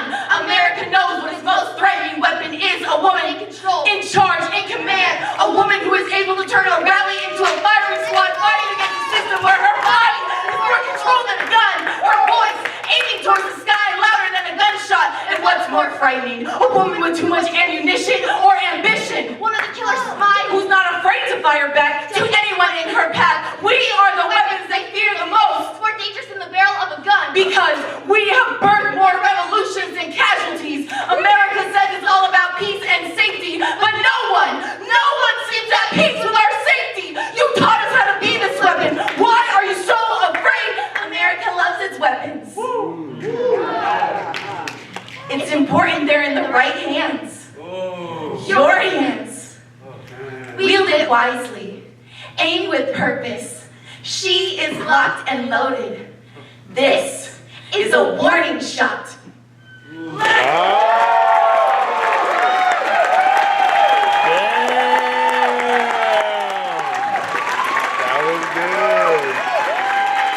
That was Spotlight Poetry. That was Spotlight Poetry. All right, let me go ahead and write down your scores. Like I just like we were already ready already. All right, y'all ready? Judge, y'all good? All right, 1, 2, 3. What we got? What we got? What we got? What we got? What we got? Here we go. Here we go. Cool. 10, 10, 10, 10, 10.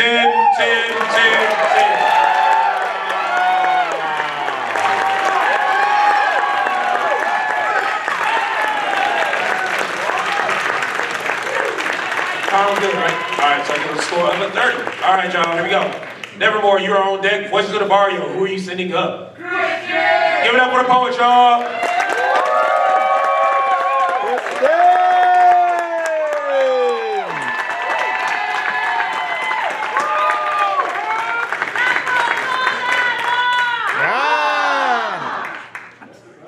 That's my bestie from another testy.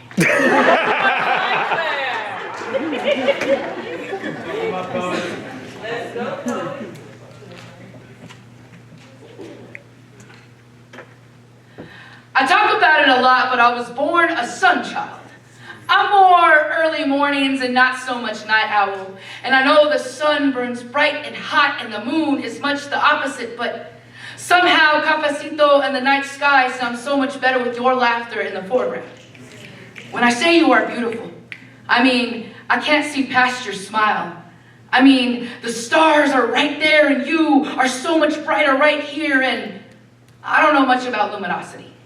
What I do know is that the moon is 238,900 miles away and you are not close enough. I've always loved the moon.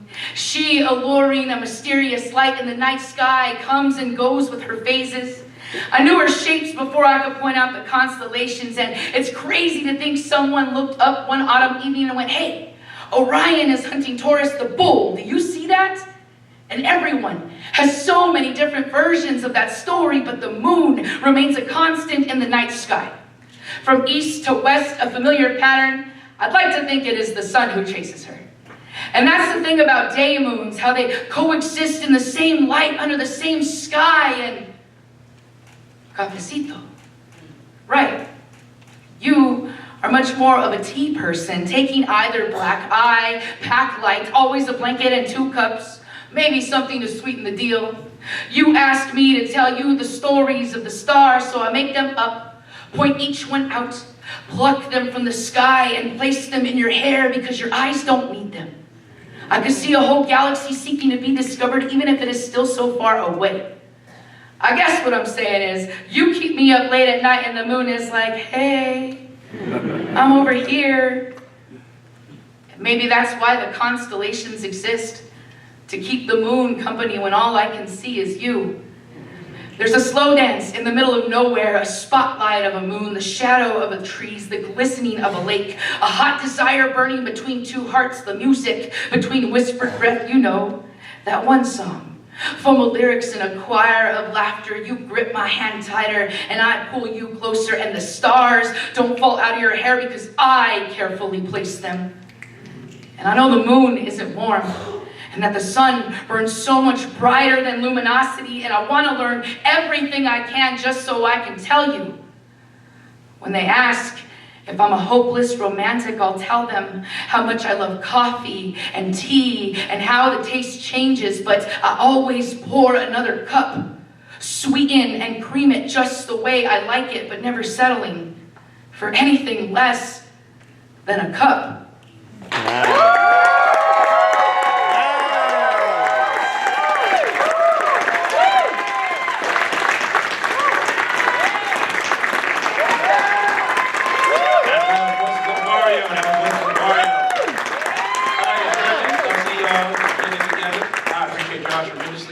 All right, here we go. 1, 2, 3.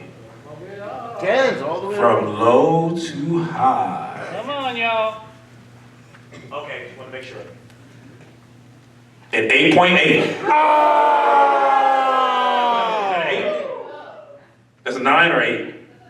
Oh, I can't tell. You got it right there. Okay. Erase that. Here we go. My bad. Like I said, low lights. I'm trying to make sure I get everything together. Let's try this again. Everybody say bad host. Bad. My bad. Still love you back. Here we go. Low to high. Let's get this right. 9.7. Hey, that's more like it. 9.7. 9.8. 9.8. 9.9. Give it up for both.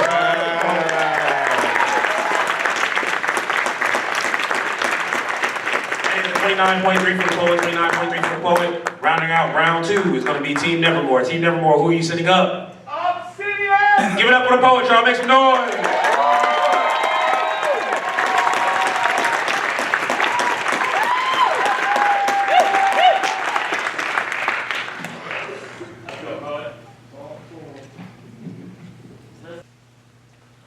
Confessions about street life from a math teacher. It don't make sense to me. In this economy, why my students don't value human life like how is subtracting one's life a plus? Or even in the equation in the first place, what's the difference between a 9-year-old child and a 9mm gun? It's where the decimal points, no matter how much mental math I do. The murder doesn't add up to me, and I know 25 to life is not greater than or equal to living. So, why do the children keep dying? I know broken homes be the variables can't nobody solve, account for, or add to, and my students are just products of their environment, and the world will tell them that they're the problem. To go get an education and chase the American dream like they killed King. Solve for Malcolm X like the children are dying at their desk, and my students would say, that's a cute angle.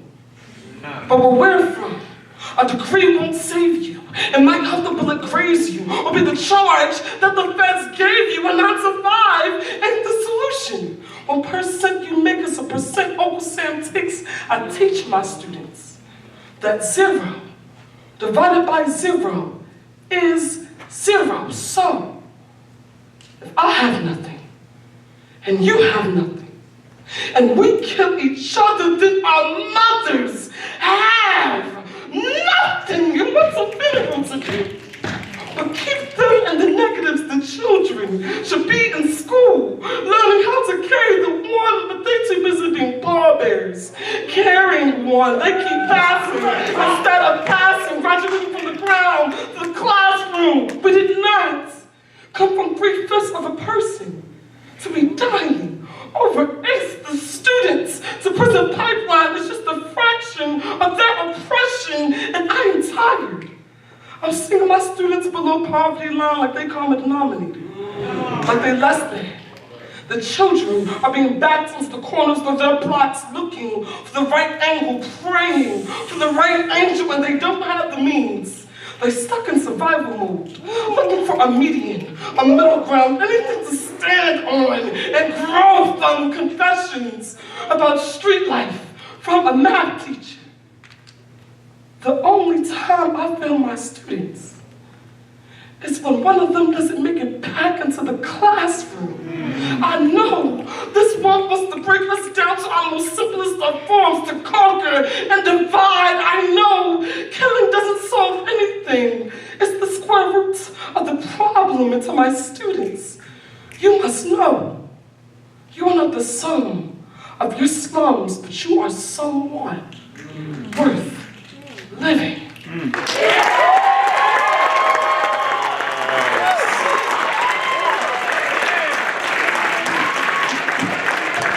That was Team Nevermore and Team Nevermore. All right, y'all, get those scores together. All right, I feel like I may have to walk, so hopefully y'all got the scores good, because I really don't feel like taking steps. All right, here we go.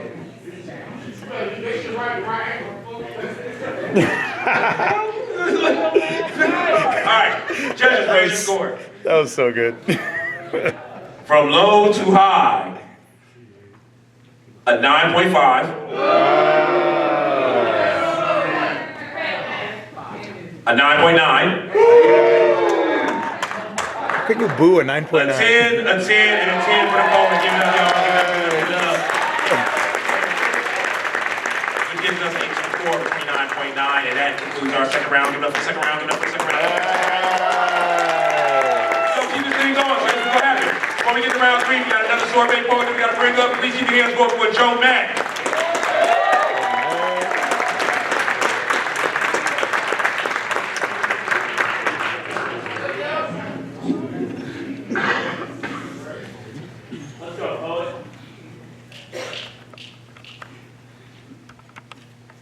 As men, we love to proclaim that we got that dog in us until that little girl walks in the room.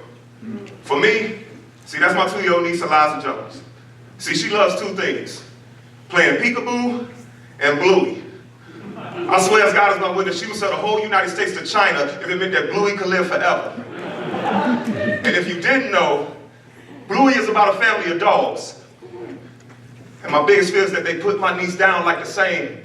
With the police reason behind her death is that she had a lot of bark behind her bite because black girls showing their teeth isn't a smile, it's a sign of attack.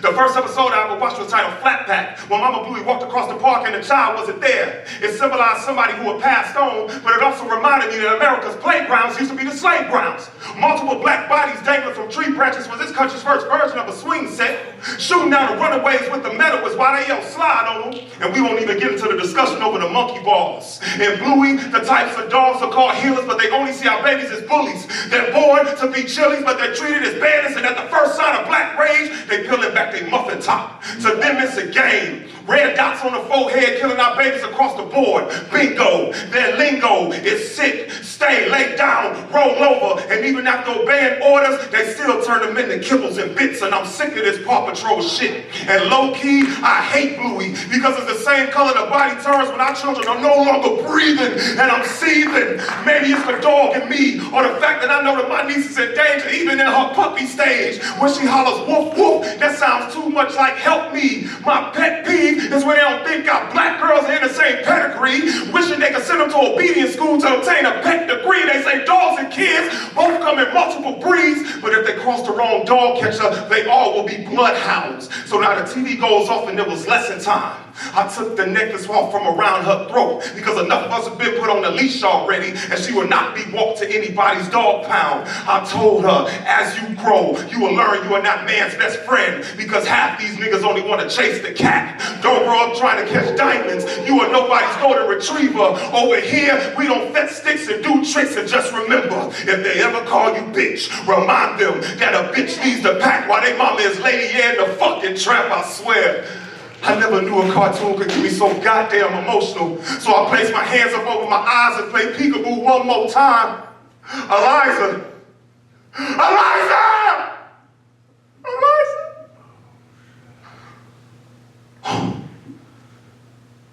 You're still here, baby girl.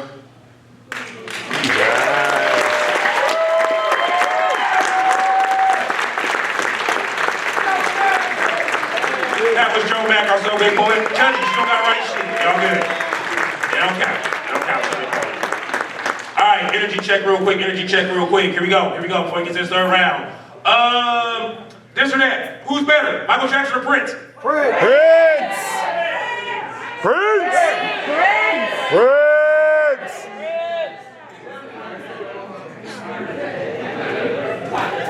I'm looking at people, they like somebody saying Prince or the other thing, everybody just started turning their neck and everything.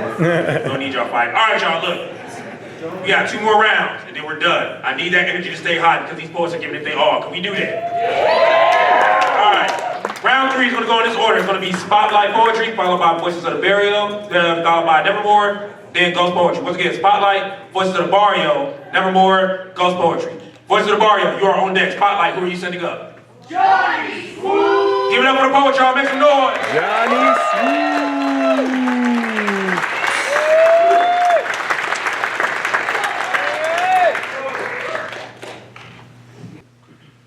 In 2020, research conducted by Queen's University in Canada concluded that the average human has about 6,000 unique thoughts per day. And considering the time we spend awake, that comes out to about 375 thoughts per hour, roughly 6 thoughts per minute, and just about 3 thoughts every 30 seconds. And to put that into some perspective, in the span of 30 seconds, I could probably unlock my phone, find a contact, send it a text. I could probably thumb through my vinyls until I landed on an album I wanted to listen to. I could probably go outside, find some space, do a backflip. Disclaimer, I don't know how to backflip, but 3 thoughts completed in that span. And to put it into perspective, in the United States, suicide is attempted nearly every 30 seconds. In that span of time, Another valuable body has convinced itself that it isn't worthy of standing on the side of soil that shakes hands with the sun. They've convinced themselves that tomorrow has become a secret everyone else gets to share besides them, that all their split decisions are one-way roads that stop abruptly into the middle of non-existence, which is all to say, sometimes I too wonder whether or not the ground judges my footsteps. Most days, silence is my solitude, and void is just another term for the dinner reservations I make to sit comfortably with my anxiety and depression. See, when the doctors announced my aunt's memory would never be the same, the silence shackled her hospital room, and I know damn well a part of my family is still standing in there. When my ex told me I wasn't good enough, I had to file missing reports for all the parts of myself that I gave to her. I have become far too skilled at reshaping the small bits of my voice that I have left a free moment for so long, but I finally understand it's the sharpest tool I own. Most days, it's a crutch. Others, it's a cleaver. Now, I'm learning how to use it accordingly, and this is how I choose to fight the battle, so that when all the questions overflow, like how do I ever move forward, the answer is sometimes you don't. Sometimes you dig. Sometimes you pry. Sometimes you have to claw your way out the depths of your depression. Progress is not linear, it is messy, but I promise it always cleans up after it's up. Half the battle is giving it permission to, and when your thoughts feel like shoes in a dryer, when those 30 seconds are trying to convince you to smash the smiles of all the faces of the people that care about you, send that text, tell someone you love them, sing those songs. Your life is the best concert you can attend that you have free admission into. Find some space. Hell, learn to backflip. Make something of yourself with all the things you never believed you could do, like live. But do me a favor. In the kindest way I can express it, in those 30 seconds, speak up. Say something.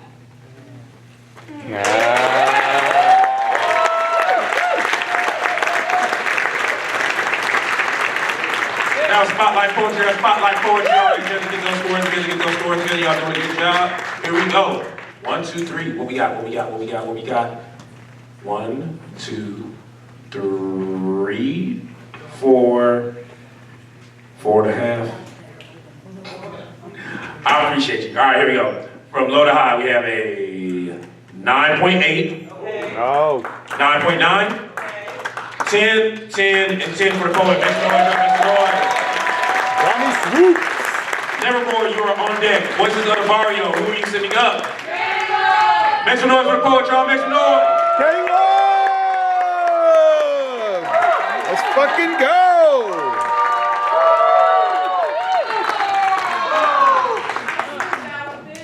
That's my team, baby. Woo! Used to be, I called myself a poet. I thought the words I spit out my mouth were Midas fingers, both a blessing and a curse. In the way they gave me value, in the way my vain prayers will leave me dying of starvation, in the way a mediocre white man thinks everything he touches is worth something. And maybe that's me, but it's also the guy in Albuquerque's mayoral office too, and these gilded stanzas turn to victory, well, they don't wet the whistle like it used to be. I called myself a poet.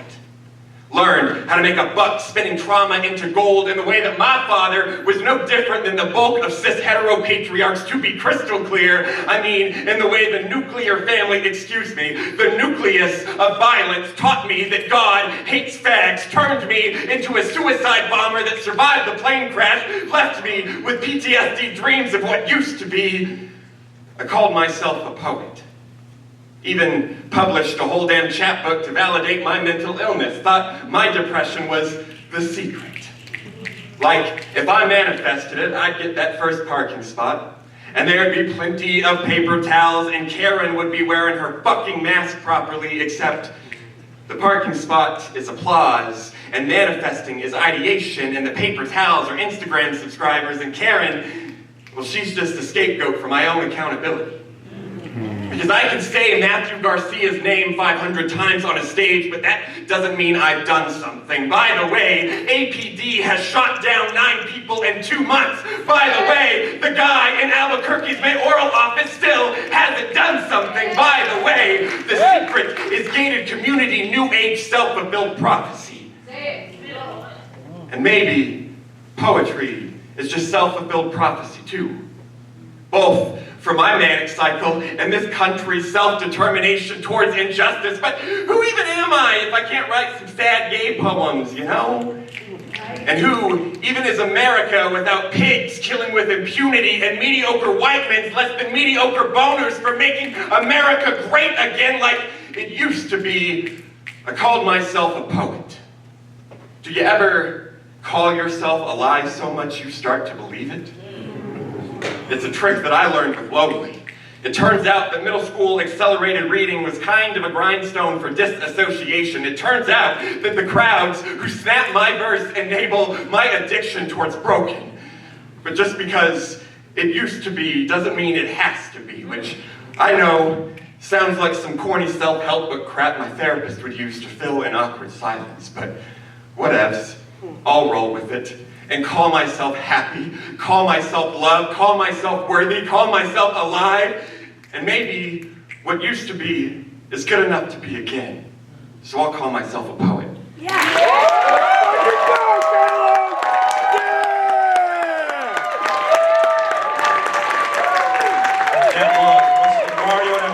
Barrio.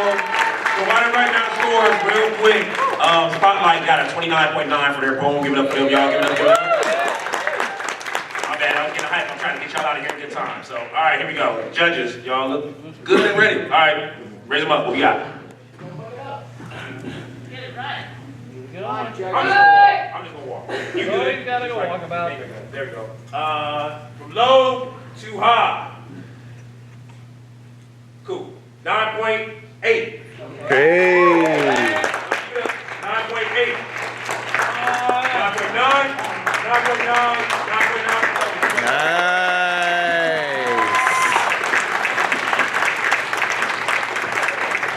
You're gonna score at 29.6. 29.6. All right, Ghost Poetry, you are on deck. Nevermore, who you sending up? Make some noise for the poet, y'all. Make some noise.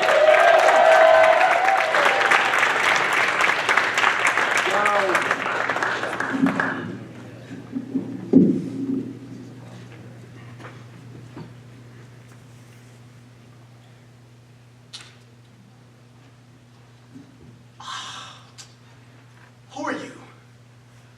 Oh. Who am I? I must have amnesia. Oh, it's a badge. I'm a cop. I serve, I protect. How can I forget? Back at the academy, we went to the range and they gave us dark-skinned targets to shoot. You know what? They look a lot like you. Like reparations at the bottom of a shoe. Why don't I say that? You can trust me. Some of my best guns are black. Me, them, my nightstick and noose like to have all-white midnight parties when I take off this suit. I must have some type of syndrome. Where did that come from? Hell? Brimstone? I'm a good apple. From a rotted tree. Police ends with E because we take the Y out of policy, no? Police brutality happens in isolated incidences. The coincidence is, it happens every month and will increase if you challenge us. I put so many obituaries on the wall, you'll start to see a calendar. Oh God. I'm not supposed to operate like this, but of course, you people do what I want. That's why we're called the Force. No. I became an overseer, an officer to save you. I don't see color. You all look dead to me. I'm lost in these memories. You can't convince me I'm some demon who wants to stop you from existing. Stop resisting. You look like welfare and handouts, like a dealer in sheep's clothing. I should let you live to stress these streets when my bullet can close the gap between arrest and rest in peace. You can't to this damnation. I'll put you in a grave or say I found drugs and make you a slave. I don't play. I'll plantation. Gang, the chain gang. Jail's your option. You want bail? Nigga, here's a bale of cotton. Hell is repetition. It's horns on this uniform. We had this conversation before. You don't remember? Your protest became a muted movement. Those sirens come on. It's lights, camera, extraction. A documentary on death. Hard-hitting. Ahmad ran fast, but he ain't have God with them hair trigger. Let something bark and woof. He got that dog in him. And your time is coming in due time. Not me. I don't do time. But I do time travel. Master's whip next to the gun case with 3 added clips. Hands up. I'm aiming forefront into your backdrop. It ain't a game. I get that Call of Duty. All I see is black ops. The marches die down, we start back up. You argue the reason, we bring the show back for another season. Reloaded, heads get blown, freeze, stay frozen, or else I'll let it go. Yeah, I'm cold like Frozen, Elsa, let it go. You're in a never-ending movie where the casket's a casket. This is a TV hit, not evidence. You ain't see the video clear? Here's a better clip. Revolvers revolving, this cycle of psychos. You can't defund a rerun. Amnesia is when the mind goes to partial loss. You'll lose everything when you mess with the martial law. You can't beat the reaper when you pay taxes to keep him. I don't got amnesia. You just keep forgetting your fucking place. You have the right to remain complacent. You don't remember your nemesis? I bet you remember this. Who are you? Who are you? Who are you? Oh, who am I? I must have amnesia. Oh, it's a badge. Oh my God.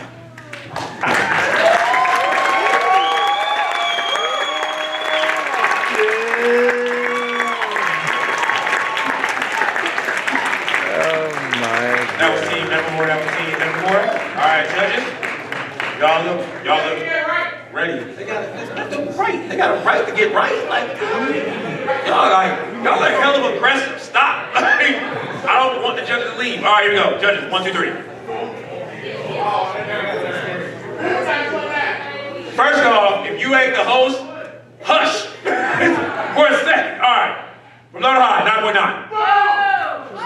9.9. Like 3 people. Y'all like angry. Y'all felt that in y'all diaphragm. All right, here we go. But we also got a 10, a 10, a 10, and a 10.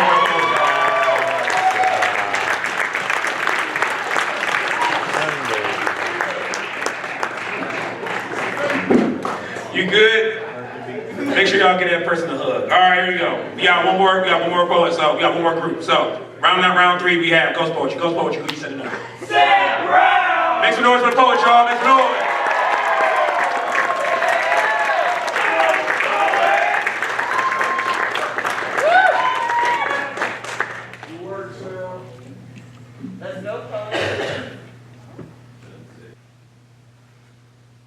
In America, there are nearly 400,000 kids drafted to homes that were not born into. Tens of thousands of children live in group homes where they are only one drop in an ocean in America. My first name means statistic. My last name means tragedy. That's all a foster child has the right to be in America. That's all I have the right to be in America. They tell me my past will determine my future. They tell me my father is a stepping stone straight to the prisons that incarcerate him. They tell me my mother was my very first gateway drug. They tell me my siblings are nothing but loose leaves flying from family trees that I never had the right to be a part of in America. They tell me my future is set in stone. I'm just another dropout drug addict. Another minimum wage machine, a boy turned body, and body turned bag of bones. I'm just a broken branch searching for the birch I was born from, but honestly, I don't seem to be having any luck. I've got 10 siblings I've never met, and I haven't spoken to my mother in almost a year. When you are born in a broken home, every bed turns trampoline park, and you are forced to bounce around between strange faces, new places, and people trying to say that they will be the only family you'll ever need, but it's simply not true. The only family I ever needed was ripped away from me before I ever even had a chance. I still don't know how I'm supposed to live with that. Because most times foster care doesn't foster care, it just fosters you into the belief that you have always been someone else's problem. I have always been someone else's problem. And when you live in a group home with 70 kids who feel the exact same way, it's very easy to drown in your problems. The problem with the American foster care system is that you will always be a foster kid, no matter how old you become, because in America, they tell us our future is set in stone. But I do not agree. I will never join my father in prison. The closest I relate to him is when I stand behind the bars that I spit in my mother's name. My mother's name would be the very first thing I say when people ask me why my father decided to get sober. Plus, I have built a God of trust between me and the siblings I had the privilege of knowing. If America tries to tell me my future is set in stone, I will respond by saying that I have always been a sculptor. I can take foster care burdens from the size of boulders, and I can turn them into something beautiful to behold, and I can live in spite of every single life that try to take away my life in America. I will always be a foster child, but I can also always be so much more, because in America, in the world, our past is only as powerful as we allow it to be. Come on.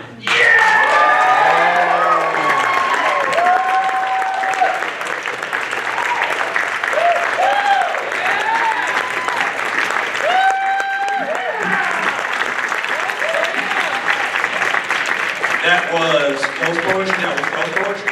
All right, judges, get the scores together. 1, 2, 3. Low to high. I'm gonna tell you right now, Judge, that's wearing a smooth green jacket. You might want to look at your scorecard before I call that number. I appreciate you tremendously. All right, you would have pissed a lot of people off. From low to high. 10, 10, 10, 10, 10.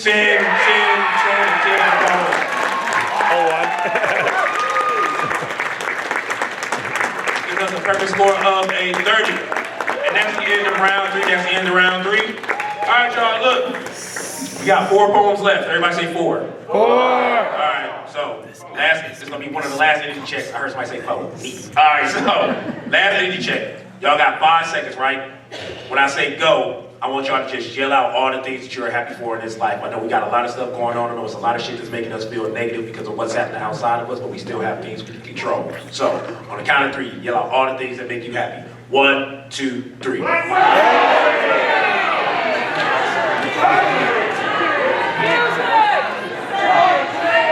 Sex.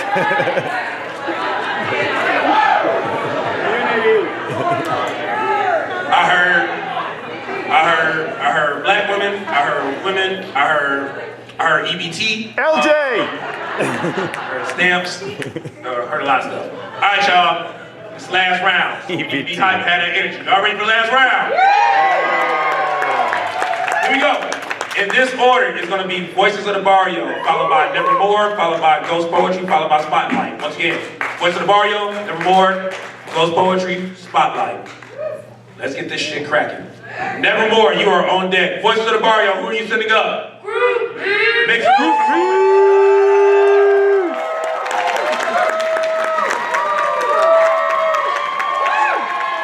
Let's fucking go!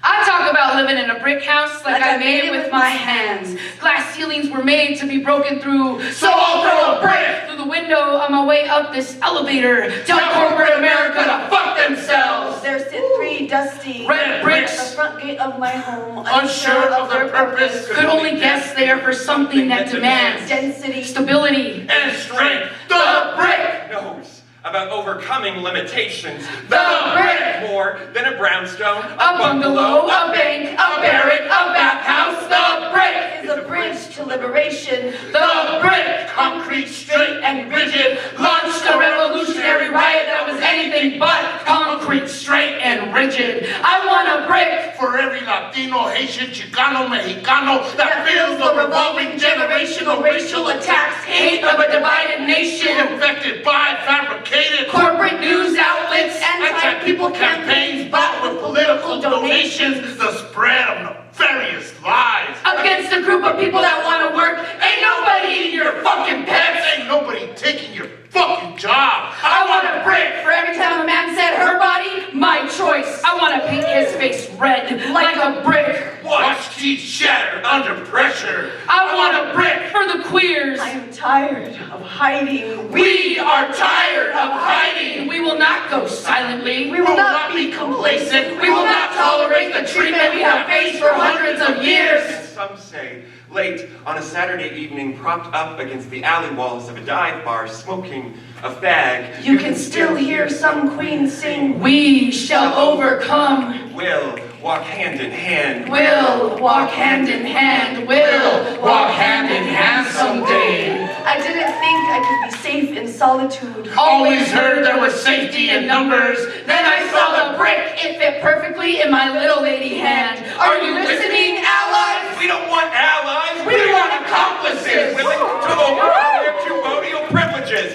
We don't want allies. We want a brick. See, closets were made for hangers. And the suicide rate is up. And almost nobody cares. All right, their names on bricks. Etched them in, chipping away at the block. We anticipate anticipate Some gentle whisper to reconsider, to quit stirring the pot so ferociously, because no one cares enough about the bottom getting burnt for these words to mean anything. And Marsha P. Johnson will whisper, Darling, I want my gay rights now. No one is free until all are free. We will take these bricks, write a poem on each one, and we will build inclusion. instead of a wall of division. Open gates without locks. all are welcome to enter. We will paint murals of resilience and freedom, And we will toss aside the shackles of assimilation and use a fucking brick. Let's fucking go! That's how it's fucking done! Hell yeah! Let's go! That was Voices of the Barrio. Voices of the Barrio. Judges right now the scores, right now the scores. Alright, I think we're good. 10! Alright, cool. Don't fuck it up, judges!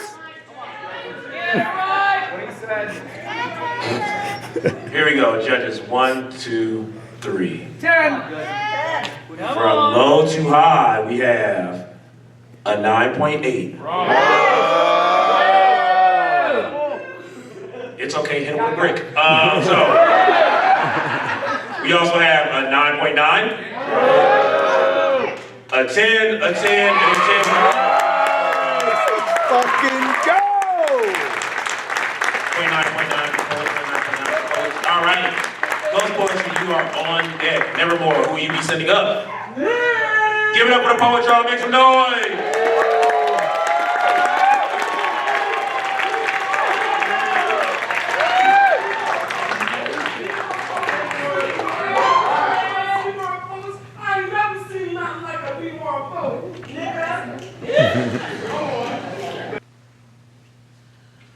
A tree fell by my window.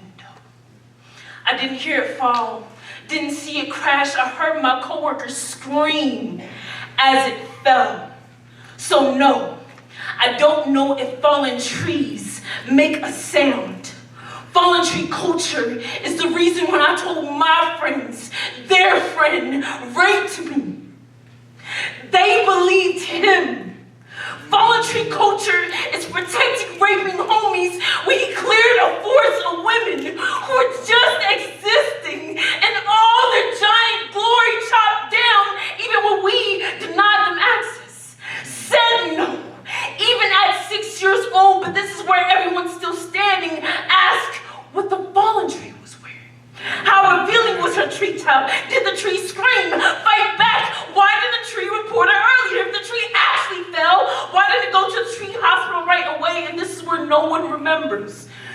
Fallen trees are broken, cut off from their living parts, exposing rings of how old we are, but our rings stop where our trauma starts. Fallen tree cultures say our voices only matter when we report the fall, not the movement. Tree 2, cause I can't name 5 women who ain't been cut down without consent, but y'all don't know the rapists. Fallen tree culture believes all these fallen tree stories are a plot to stop lumberjack Kellys or Diddy's or Cosby's from owning NBC. Not us. Fallen trees reclaiming our bodies, but this is where the trees standing in the audience are more upset at this fallen tree poem than the men who built their empire on our emptiness. Silent trees make smooth stories, so skyscrapers are built on quiet ground and aren't skyscrapers made in our abuser's image. Never-ending stories. This is not just about fallen tree women. Most men don't accept their chopped down experience as tree trauma, because then they have to process that they fell too. But you know it's fallen trees. Gotta be lying. But not all lying trees lie. This poem will not prevent the fall, but I will attack fallen tree culture every chance I get. Make those desensitized to our pain real uncomfortable until they change the tree outside my window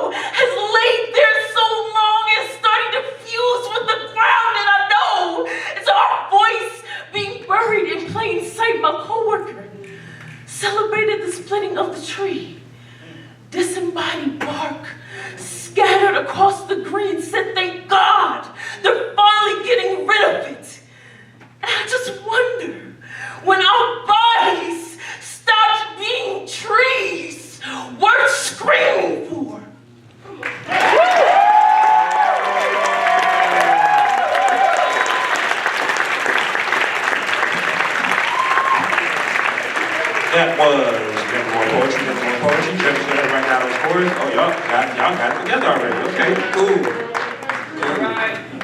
All right, so, all right, judges.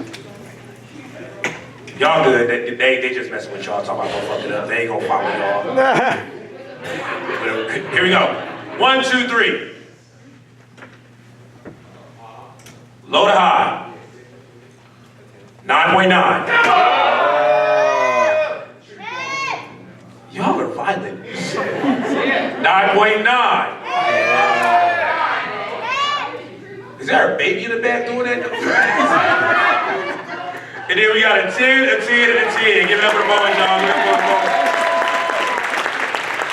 That's a 29.9 for Bowens. I honestly thought it was like a baby in the back, like literally like they often poetry right now, like booing the judges. That shit. Low score. All right, here we go. All right, spotlight, you're on deck. Ghost Poetry, who are you sending up? Frankie! Give it up for the poets, y'all. Make some noise.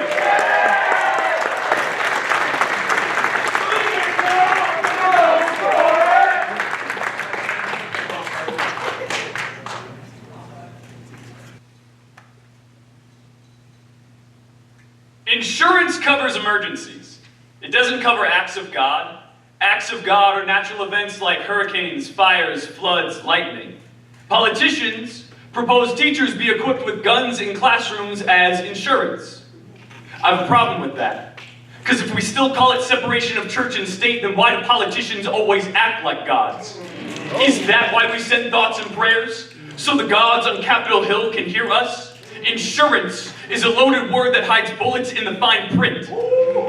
Gun chambers pass bullets like the chambers of Congress pass bills. It's insurance the same way an umbrella is insurance against a hurricane. And teachers are forced to weather the storm whether we like it or get shot. See, must be an act of God to be sent to heaven while we wait in hell as this crossfire's gonna sweating bullets. Politicians still using blanket apologies for the floods of grieving parents, as if politicians are still shocked that lightning hit the same lightning rod twice. When did it become natural for politicians to always have money for another gun? The scope of this problem's got us too focused on the tool and not the mindset, like when you have a hammer, everything looks like a nail. Well, a gun's hammer makes everything look like a threat. In school, feels too much like Russian roulette. Insurance training us with firing drills, using student yearbook photos as target practice silhouettes. So, before politicians call guns insurance, why don't they call the shots? As if you can just point and fill in the blank with any student's name like Daniel. Daniel is a straight shooter, but has a hair-trigger temper. Christian has a dad who explodes on him like gunpowder, which makes him a son of a gun. And Tyler got transferred from juvie, but never got a shot at redemption. So politicians, tell me which to pick. But let me tell you, these are all my students. And you know what else? They're all kids. So now tell me, whose name do I write on the bullets first? As if the root of the problem could be chalked up to a problem child. But chalk outlines should never take such small shapes. No matter how much they wrap me in legislation, my body's not built for these bullets. I don't have trigger fingers for their handguns or firearms to shoulder stars. My body's not made of armor. I'm just a teacher. What does this insurance policy teach my students?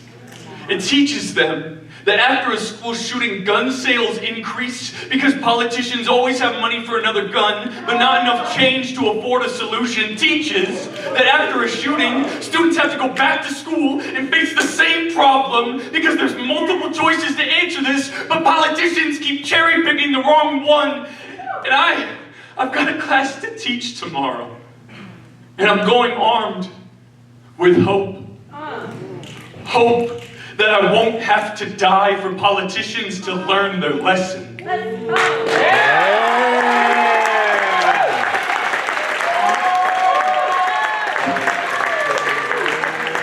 was Ghost Poetry.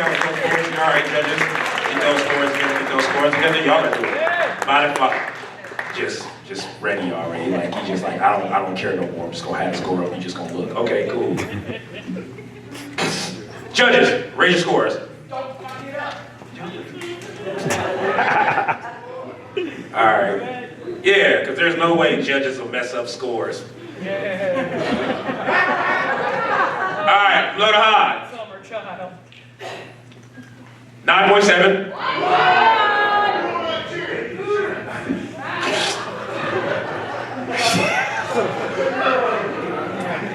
9.9. 9.9. A 10 and a 10 for the poet. Give it up, y'all. Give it up, give it up, give it up.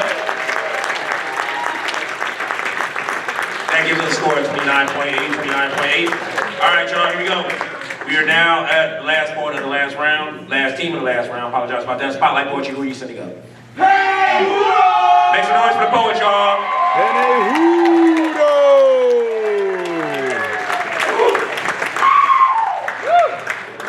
Everybody wrote that shit. Let's go, poet. Growing up, there were three things I could count on at family parties. A prayer at the beginning, bomb-ass food, and my uncle drunk before we said amen. One time, he got so drunk, he passed out in the yard.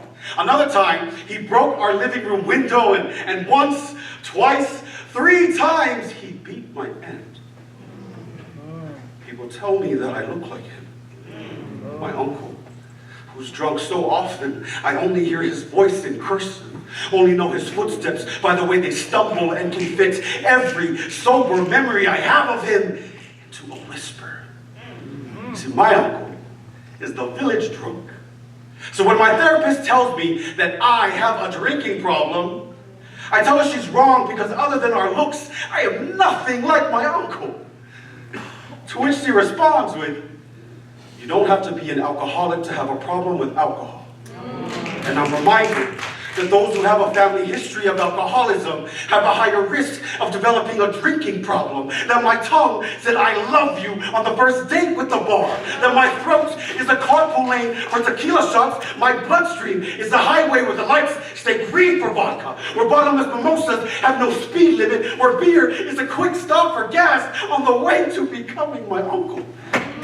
The GPS tells me that I'm a few pinch drinks away, that I'm just around the corner of poor decisions, that the distance between me and being the village drunk can be measured with a single open bar. I understand what my therapist is saying, but when the military gives you PTSD as a parting gift, sometimes blacking out is the only way to forget the nightmares. When your personality disorder is a prison, a broken bottle will make the sharpest shake, and when your thoughts run like marathons that you never signed up for, every shot is a step closer to the finish line. I'm saying that the only peace I know when I'm sober are the pauses between my heartbeats. That if alcohol is an ocean and I was born without gills, then why the fuck does my lifeboat have so many damn holes? I'm saying that every time I drink, I look more and more like my uncle.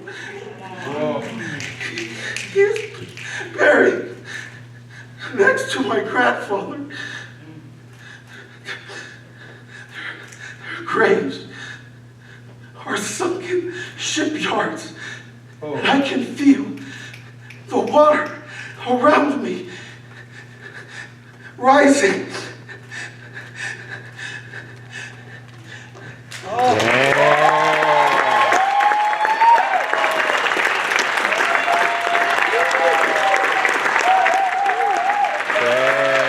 That was Spotlight Poetry. All right, judges. Make sure y'all got your scores together. Everybody get it right, judges. Y'all just say that all night. They still late. Catch me outside. Listen. All right, y'all, here you go. Judges, 1, 2, 3. Low to high. We have a 9.9.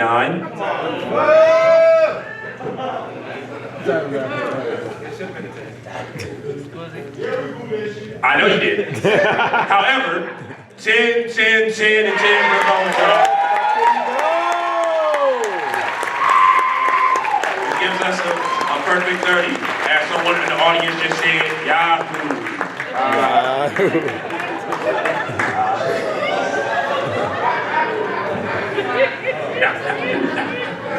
And that completes our final round. Did y'all enjoy yourself? Y'all make some noise, make some noise, make some noise. Before before we announce these winners and they get everything together, I don't know if the founder has to say anything. I'm going to say something real fast because I feel it is very important that I put this out there. Competition is very important, especially when it comes to Poetry Slam. But one thing I can tell y'all right now, without a shadow of a doubt, the fact that all the poets in here, regardless of this is a competition, supported each other, snapped during everybody else's poem, show love. That means a lot because competition can literally breed bad stuff, but y'all show love for everybody, and I appreciate y'all. Make some noise for that, y'all. Make some noise for that. So there's a few things going on after this. I cannot get y'all the information, but I'm sure y'all can talk with Zach or some of the other staff that is here. Thank you so much. After this is done, there is an underground slam going on. I cannot give y'all all the information, but I believe it's a $25 buy-in. So make sure y'all get the information for that. And there's also an after party going on at a place called Fuzzy Wuzzy. Fuzzy Bunny. Fuzzy Bunny. Fuzzy Bunny. Fuzzy Navel? Oh, Fuzzy Bunny. There you go. Fuzzy Bunny. Fuzzy Bunny. Fuzzy Bunny. Fuzzy Was a bear. Had no hair. Yeah, all right. Yeah, some of y'all millennials know nothing about that. Y'all too young. All right, where is Zach at? Where did Zach go? He's right behind me? Oh, he's hiding? He's behind you. I like you did the whole church finger and everything. Like all right. Are we good? All right. So, I appreciate hosting for y'all. I'm glad I was able to be our MC for this wonderful event. It's been fun. If you're on any social media outlets, you can follow me on all platforms at ELJA Poetry, ELJA Poetry. I'm going to the after party, so I'm going to rock out and do a mean two-step. That's it. That's all I can do. Some of y'all can do everything else. All right, here we go. Coming in fourth. After Zach picks up the medal. All right, here we go. Coming in fourth with a score of 118.4. Make some noise for the Voices of the Barrio. I'm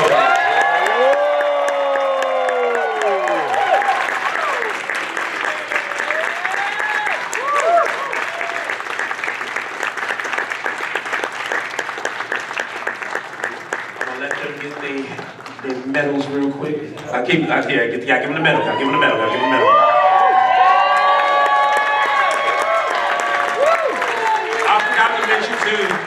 I forgot to mention too, there's been people like filming and taking pictures, so by all means, make sure y'all give them if y'all want y'all pictures, or some of y'all may not want to do that, because some of y'all may got warrants, or y'all may be here with somebody you're not supposed to be here with. Not my business. All right. Somebody boo that? All right, here we go. So, this whole slam was tight, so listen to these scores, right? So coming in third with a 119.1, give it up for Nevermore. Make some noise, y'all.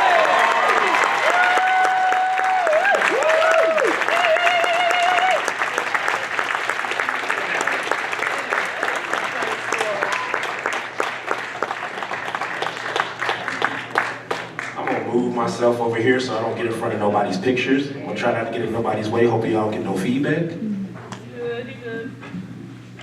All right, I'm right by the speaker. I sound nice. All right, here we go. Coming in second with a 119.3. Wow, that's close. Good God is right. Give it up for Ghost Poetry, y'all. Make some noise, make some noise, make some noise.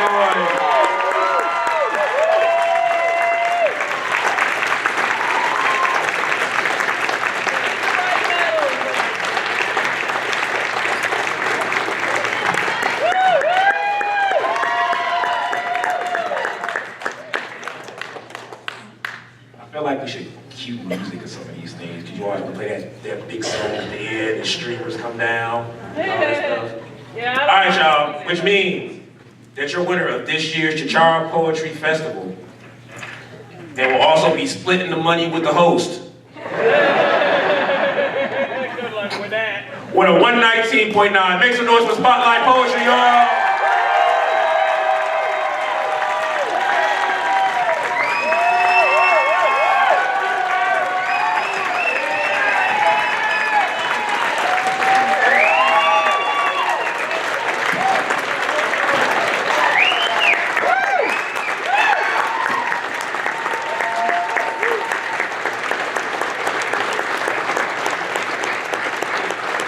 Enjoy yourself inside. So, we're gonna try to move some stuff so that we all can get pictures. I appreciate y'all tremendously. Zach, or anybody. Zach, do you have anything you want to say to the folks, or you giving out money? $3,000 with